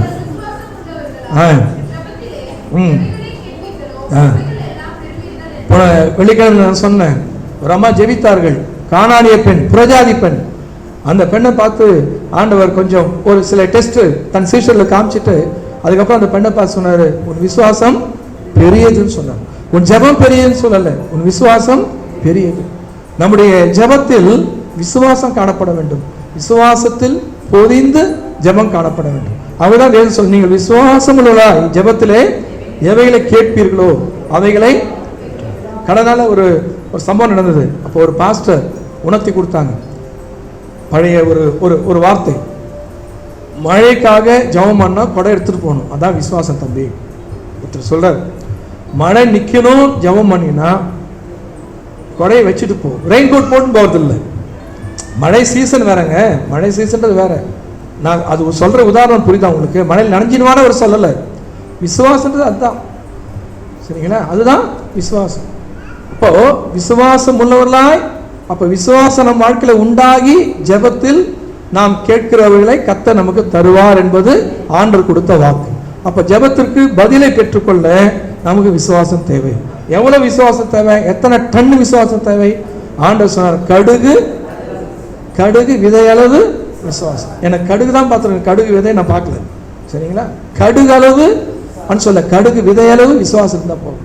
நம்ம பெருசா நம்ம நினைக்கிறோம், பெரிய விசுவாச வீரன் ஆகணும். ஆண்டவர் சொன்னார், கடுகு விதையளவு விசுவாசம் இல்லையா? அதை எப்படி நம்ம சொல்ல, இம்தம் அம்தன்லான்றாங்க பாருங்க, அப்படி கூட எப்படின்னே சொல்ல முடியாது. அவ்வளோ துளி விசுவாசம் இருந்தாலே நம்முடைய வாழ்க்கையில ஒரு பதிலை கர்த்தர் தர வல்லவா இருக்கிறார். ஒரு ஆமென் சொல்லுங்க. நம்ம எல்லாம் ஜெபிக்கிறோம் இல்லையா? ஜெபிக்கிறோம். விசுவாசிக்கிறோமா? சொல்லுங்கப்பா. ஜெபித்து நாம் செய்வதல்ல, ஜெபித்து விசுவாசித்து அவர் சிக்னல் கொடுக்க நம்ம செய்யணும், அவர் அழைப்பு கொடுக்க நாம் செய்ய வேண்டும். அப்போ வேதம் சொல்கிறது எதற்கு நமக்கு விசுவாசம் தேவை? முதலாவது பார்த்தோம், விசுவாசம் நம்மை பிழைக்க வைக்கிறது, சுத்திகரிக்கிறது, பதிலை தருகிறது. ஒரே ஒரு வார்த்தை சொல்லி முடிக்க விரும்புகிறேன்.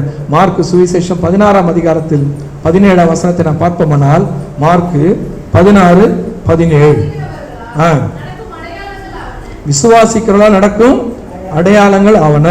16ஆம் அதிகாரத்தில் 17ஆம் வசனத்துல தொடர்ச்சியாய் நான் பார்க்கும்போது அங்க சொல்லப்பட்டிருக்கு. அங்க என்ன சொல்ல? பிசாசுகளை துரத்துவார்கள், நவமான பாஷை பேச சர்ப்பங்களை எடுப்பார்கள், சாவுக்கு எதுவும் யாதொன்றை வியாதி கைகளை வைப்பார்கள். அப்படி அவர்கள் அப்போ விசுவாசத்தின் மூலமாய் திருச்சபைக்கு கர்த்தர் அற்புதங்களை பரிசாக தந்திருக்கிறார். இல்லையா? சொல்லுங்க பார்க்கலாம். அற்புதங்கள் கவனிக்கிறீங்களா? டேவிட் லிவிங்ஸ்டன் சொல்லக்கூடிய ஒரு மிஷனரி, ஆப்பிரிக்காவில் பெரிய சாதனைகளை செய்த ஒரு ஊழியக்காரன். அவர் நம்ம சமுதாயத்துக்கு நிறைய கண்டுபிடிப்புகளை கண்டுபிடிச்சிருக்காரு, ஊழியமாக செஞ்சிருக்காரு. அவர் ஒரு புதிய தீவுக்கு போய் ஜெபம் பண்ணிட்டு இருக்காரு. உங்களுக்கு தெரியும் இல்லையா, ஆப்பிரிக்கா அந்த ஜனங்கள் காட்டுவாசின்னு நம்ம சுலபமாக சொல்லுவோம். மனிதர்களையே சாப்பிடக்கூடிய அளவுக்கு அவர்கள் அறியாமையில் உள்ளவர்கள். அப்போ அந்த ஒரு பகுதியில் அவர் ஊழியம் செய்ய போயிட்டார், ஆத்மாவுக்கு வரல. இப்போ அவருடைய அந்த குடில், சின்ன ஒரு குடிசையில் போய் ஜெபம் பண்ணிட்டு இருக்காரு. கூட்டங்கள் அவர் அந்த குடிலை சுற்றி வருது. காரணம் என்னன்னு சொன்னால், மிக கொடிதான ஒரு விஷப்பாம்பு அந்த குடிலுக்குள்ளே போகுது. அந்த குடியில் உள்ள போன அந்த விஷப்பாம்பு நிச்சயமாக அவரை கடிச்சிருக்கோன்னு அவங்களுக்கு நம்பிக்கை. ஆனால் உள்ளே பார்க்கும்போது ரொம்ப நேரம் ஆகுது, எந்த விதமான ஒரு வேற்றுமையான காரியம் வரல, சத்தம் வரல, எதுவும் வரல. இவர்கள் அந்த குடிலை உள்ளே போய் அதை கிட்ட போய் பார்க்குறாங்க. அவர் முட்டி போட்டு ஜெபம் பண்ணிட்டு இருக்காரு. பின்னாடி கரெக்டாக என்ன பண்ணுது, அது நின்றுட்டு இருக்கு. பார்க்குறாங்க பார்த்துட்டே இருக்கான். செத்துருவாருன்னு தெரியும், ஆனால் அவங்களுக்கு தெரியும் பாம்பை குறித்து. இப்போ ஒன்றுமே அது பண்ணலை, நேராக இறங்கி அது பாட்டுக்கு போயிடுச்சு. இவர் ஜபத்தை முடிச்சு வெளியே வராராம். கிராமமே அந்த குடிசைக்கு முன்னாடி அப்படியே மண்டிட்டு கிடக்குது. ஏன்னா அவங்களுக்கு பெரிய தெய்வம் எது தெரியுமா? பாம்பு. சரியா? அப்போ அந்த பாம்பே இவரை பார்த்து பயந்துருச்சுன்னா இவர் தான் பெரிய தெய்வம். அவங்களுக்கு அதான் பழக்கம். சரிங்களா? அவங்களுக்கு அதான் பழக்கம். ஆண்டவர் பாருங்க எப்படிலாம் அழகா ஒரு அற்புதங்களை செய்கிறார். பார்த்தீங்களா? எவ்வளோ அற்புதங்களை செய்கிறார் பார்த்தீங்களா? அற்புதங்களை செய்கிறார். மாத்தூரில் நான் ஊழியம் செய்து கொண்ட காலத்தில் 91-92 வருஷத்தில் ஒரு பையனுக்கு சம்பவம் நடந்தது. இந்த வீடுகள் அப்பெல்லாம் கிராமத்தோடு சேர்ந்தாலும் இருக்கும். ஜவுமன் இருக்கான், ஒரு வீட்டுக்குள்ளேயே புத்தெல்லாம் இருக்கும். அங்கெல்லாம் வீட்டுக்குள்ளே பாம்பு வந்திருக்கு, பக்கத்துலேயே வந்திருக்கு, புசு புசுன்னுச்சான், சலசலன்னுச்சான். அதன் பிறகு அவங்க வீட்டில் வந்து ஒருத்தன் வந்து பார்த்துருக்கான், அட்றான்னா அப்போ தான் ஜெபத்தில் எழுதிருக்கான். அவ்வளோ ஜெபத்தில் மூழ்கிட்டான். அவன் சாட்சி சொல்கிறான், வந்து பக்கத்தில் பாம்பு வந்தது, இதுவும் வந்து அதுக்கப்புறம் அந்த நல்ல பாம்பு அடிச்சிருக்காங்க, பேரை தான் வச்சுருக்காங்க நல்ல பாம்பு. யோசித்து பாருங்களேன். கர்த்தர் இன்றைக்கும் நம்முடைய வாழ்க்கையில் ஊழியத்திலேயும் அற்புதம் செய்கிறார், தனிப்பட்ட வாழ்க்கையிலையும் கர்த்தர் நம்முடைய வாழ்க்கையிலே அற்புதங்களை செய்கிறார். அப்போது வேதம் சொல்கிறது விசுவாசம் நம்முடைய வாழ்க்கையில் அற்புதங்களை தருகிற இடம். ராமேன்னு சொல்லுங்க பார்க்கலாம். கடந்த நாட்களில் கொரோனா வந்த நேரத்தில் ரொம்ப துக்கமாக இருந்தது.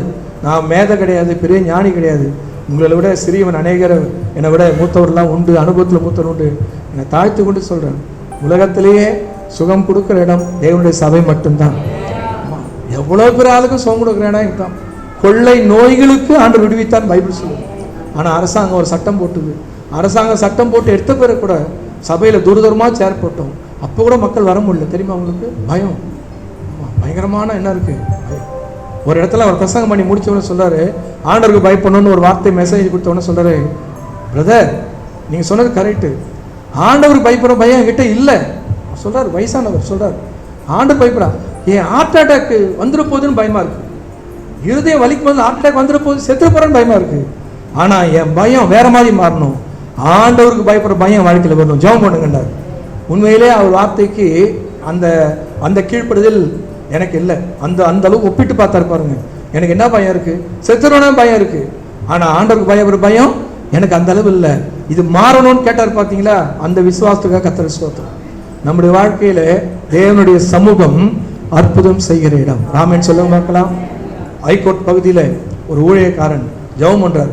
நிறைய குஷ்டரோகிங்க வந்துட்டாங்க அவர் மெசேஜ் கேட்கறதுக்கு. வந்த உடனே குஷ்டரோகிகள் எல்லாரும் ஜெபம் பண்ணிட்டாரு. ஹைகோர்ட்டில் ஸ்டாஃபுங்க இருக்காங்க, பக்கத்தில் இருக்கவங்க எல்லாம் வந்துட்டாங்க. இந்த காதி கிராஃப்டாங்க எல்லாம் வந்தவங்க ஜெபம் பண்ணிட்டே இருக்காரு. ஒரு 10 குஷ்டரோகி வந்துட்டாங்க. குஷ்டரோகி எப்படி ஜெபம் பண்ணோம், கையில் தொட்டு அவங்களையும் எப்படி போல எல்லாரும் ஜெபம் பண்ணிட்டு பேசி அனுப்பிச்சிட்டாரு. அதுக்கப்புறம் யாருமே ஜெபம் பண்ணிக்க வரலையாம். அதுக்கப்புறம் பின்னாடி நிற்கிற கியூலாம் அப்படியே ஜெபம் பண்ணிங்க பிரதர், ஜெபம் பண்ணிங்க பிரதர் போயிட்டாங்க. இவ்வளோதான் நம்ம விசுவாசம், இவ்வளோதான் நம்ம விசுவாசம். வேதம் சொல்கிறது நம் மூலமாய் இன்றைக்கும் திருச்சபையின் மூலமாய் அற்புதங்களை நடத்துவதற்கு கர்த்தர் விசுவாசம் என்கிற ஒரு காரியத்தை தந்திருக்கிறார். ஆமென் சொல்லுங்க பார்க்கலாம். நீங்க ஜெபம் பண்ணுங்க. நம்ம நோக்கம் மட்டும் நல்லா இருக்கணும். எனக்கு ஒரு சபை ஆரம்பிக்கணும், எனக்கு பேர் வரணும், நான் ஒரு யூடியூப் சேனல் அமைச்சு அதை காட்டணும்னு இல்லாம கர்த்தர் மையப்பட வேண்டும், ஆத்மா சபைக்கு வர வேண்டும் என்ற சுத்த மனசாட்சி இருக்குமானால் சபையில் இருக்க அத்தனை பேரை ஆண்டவர் பயன்படுத்த வல்லவர். இன்னைக்கு 4 பேர் ஆதாயம் பண்ணி நம்ம சர்ச்சை ஆரம்பிச்சுக்கணும்.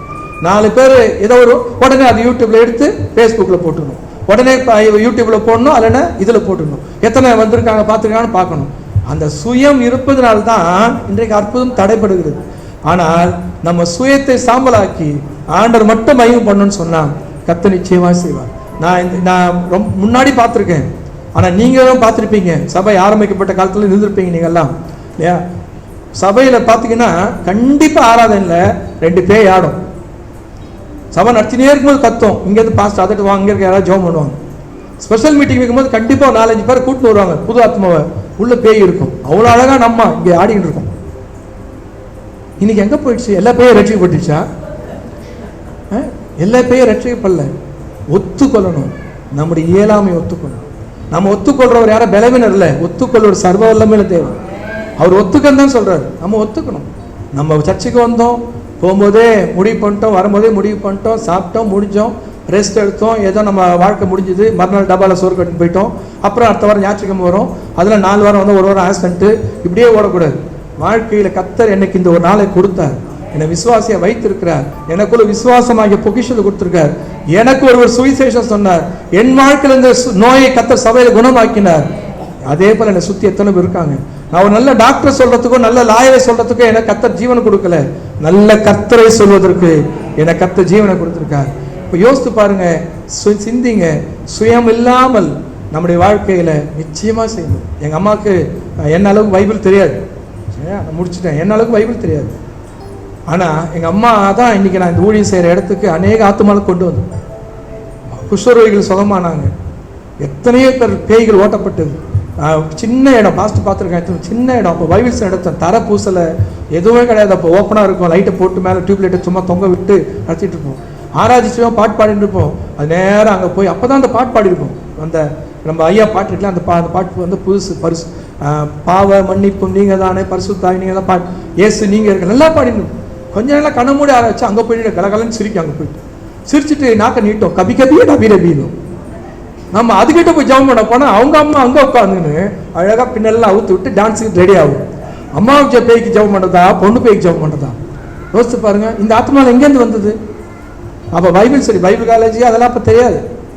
பைபிள் ஸ்டடி நடத்தின 95, 94, 95, 96 நடந்தது சொல்கிறேன். குஷ்டரோகிய ஒய்ஃப் விட்டு போயிட்டாங்க. நான் எங்கள் வீட்டு கூடத்தில் உள்ள சின்ன வீடு தானே, எவ்வளோ பேர் கூட இருக்கும். எவ்வளோ எண்ணெய் எங்கள் அம்மா எடுத்து எவன் மணி பூசம் வேறெல்லாம் அப்படி மடங்கிட்டு இருக்கோம். அந்த பக்குகள்லாம் வீட்டில் விழும். மனைவியே விட்டு போயிடுச்சு. சுகமாகி அவன் மீண்டுமாய் ஒரு அழகான சுகமான ஒரு பெண் பிள்ளையை பெற்றெடுக்க கர்த்தர் உதவி செய்து. யோசித்து பாருங்க, எத்தனையோ காரியங்களை சொல்ல முடியும். எங்கள் அம்மா படித்தவங்களா? என்னை விட பைபிள் அவங்களுக்கு தெரியுமா? ஒன்றுமே கிடையாது. யோசித்து பாருங்க, யாரையும் கர்த்தர் பயன்படுத்த வல்லவர். முட்டாள்தனமான விசுவாசம் இருக்கக்கூடாது, முரட்டுத்தனமான விசுவாசம் இருக்கணும். அவர் வார்த்தையை நம்பி பேதுரு கிளம்பினார் பார்த்தீங்களா, அது முரட்டுத்தனமான விசுவாசம். என் ஆண்டவர் கொடுத்த வார்த்தை, என் ஆண்டவரை நம்பி ஜெபம் பண்றேன், என் ஆண்டவரை நம்பி கூப்பிடுறேன், என் ஆண்டவரை நம்பி காத்திருக்கேன், என் ஆண்டவர் செய்வார். இதுதான் முரட்டுத்தனமான விசுவாசம். ஒரு அறிவீனமான விசுவாசம் வேற, கவனிக்கிறீங்களா? அது நமக்கு கூடாது. தேவையில்லாத ஆண்டவரை சோதிக்கிற விசுவாசங்கள் நம்ம வாழ்க்கையில கூடாது, செய்யக்கூடாது. அப்போ இங்கே நம்ம இது வரைக்கும் பார்த்தோம், ஏன் நமக்கு விசுவாசம் தேவை? அற்புதங்களை நடப்பிக்கும்படி. அப்போ வேதத்தில் பார்க்கும்பொழுது வேதாகமத்தில் ஒரே ஒரு வார்த்தை மட்டும் நான் சொல்ல விரும்புகிறேன். பிசாசு சந்தேகங்களை எழுப்புகிறவன். பிசாசு ஆண்டவர் பேசினார், அங்கே வெளிச்சம் வந்தது. பிசாசு பேசினா இருள் வந்தது. மனுஷனுக்கு சந்தேகம் வந்தது, குழப்பம் வந்தது. தேவனை விட்டே நீ நம்ம சுத்தி பிசாசின் வார்த்தைகள். ஆனால் ஆண்டோடைய வார்த்தையை நாம் கேட்டு படித்து அறிந்து விசுவாசிக்கும் பொழுது அதை உடைப்பதற்கு தான் பலவிதமான சதிகளை இன்றைக்கு செய்து கொண்டு கேட்கிற வார்த்தை ஒரு சதவீதம் நமக்குள்ள போனா கூட வெளியே போன உடனே அதை உடைப்பதற்குரிய நிகழ்ச்சிகள் நடக்கும். ஆனா அதற்கு மேலாக எனக்கு என்னைக்கு கர்த்தர் சொன்னாரோ உன்னை குணமாக்குவேன், 3ஆம் நாள் கர்த்தருடைய ஆலயத்துக்கு போன வாக்கு கொடுத்தாரோ அதன் பிறகுதான் அந்த செவ்வாய்க்கிழமையிலேருந்து வியாழக்கிழமை காலையில் வரைக்கும் எவ்வளோ போராட்டம் தெரியுங்களா? அந்த வயசுல வர்ற எல்லா பதிலுமே எதிர்மறையா வருது, எதிர்மறையா வருது. அப்போதான் ஒரு ஊழியக்காரன் ஜெபம் பண்ணி சொன்னார். நான் கேட்டேன், இப்படிதான் பயமா இருக்குன்னு சொன்னார். எனக்கு சொல்லப்பட்ட பிரகாரமாகவே நடக்கும் என்று நான் நிச்சயித்திருக்கிறேன். அப்ப பவுலுடைய அந்த வார்த்தையை குறித்து சொன்னார். எனக்குள்ள தைரியம் வந்தது. பெரிய சின்ன அளவுல பிளட் லாஸ் ஆனவங்களுக்குலாம் ஆப்ரேஷன் தான் வந்து ரிசல்ட் கொடுத்தாங்க. அவ்வளோ பிளட் லாஸ் ஆச்சு. சுகமாயாக அந்த அந்த பகுதி வயிற்றுப்பகுதி சுகமானதா அந்த படம் காமிச்சிது. டாக்டர் வீட்டுக்கு அனுப்புனாரு. அனுப்பும்போது கூப்பிட்டு சொன்னாரு, மறுபடியும் உனக்கு ரத்த வாந்தி எடுத்தா நீ வான்னு சொன்னாரு. 30 ஆண்டு காலுக்கு மேல ஆயிடுச்சு. தேவனை காப்பாற்றி கொண்டிருக்கிறார். அதன் பிறகுதான் உபவாசிக்கிறோம். அதுக்கு பிறகுதான் நம்ம வயசாகுது. அதன் பிறகுதான் நம்ம ஊழியத்துல பல இடங்களுக்கு போறோம், பல இடத்துல சாப்பிட்றோம். தேவ கிருபை கர்த்தர் தாங்குறார். நீங்க விசுவாசத்தை உடைப்பதற்கு பல காரியங்களை பிசாசு செய்வாங்க. ஆனா விசுவாசத்தை ஊன்ற கட்டுவதற்கு கர்த்தருடைய வார்த்தையும் பரிசுத்த ஆவியானவரும் கர்த்தர் கொடுத்த நல்ல ஐக்கியமும் நமக்கு போதும். கண்களை மூடுவோமா? ஆண்டை நோக்கி பார்ப்போமா? Praise the Lord.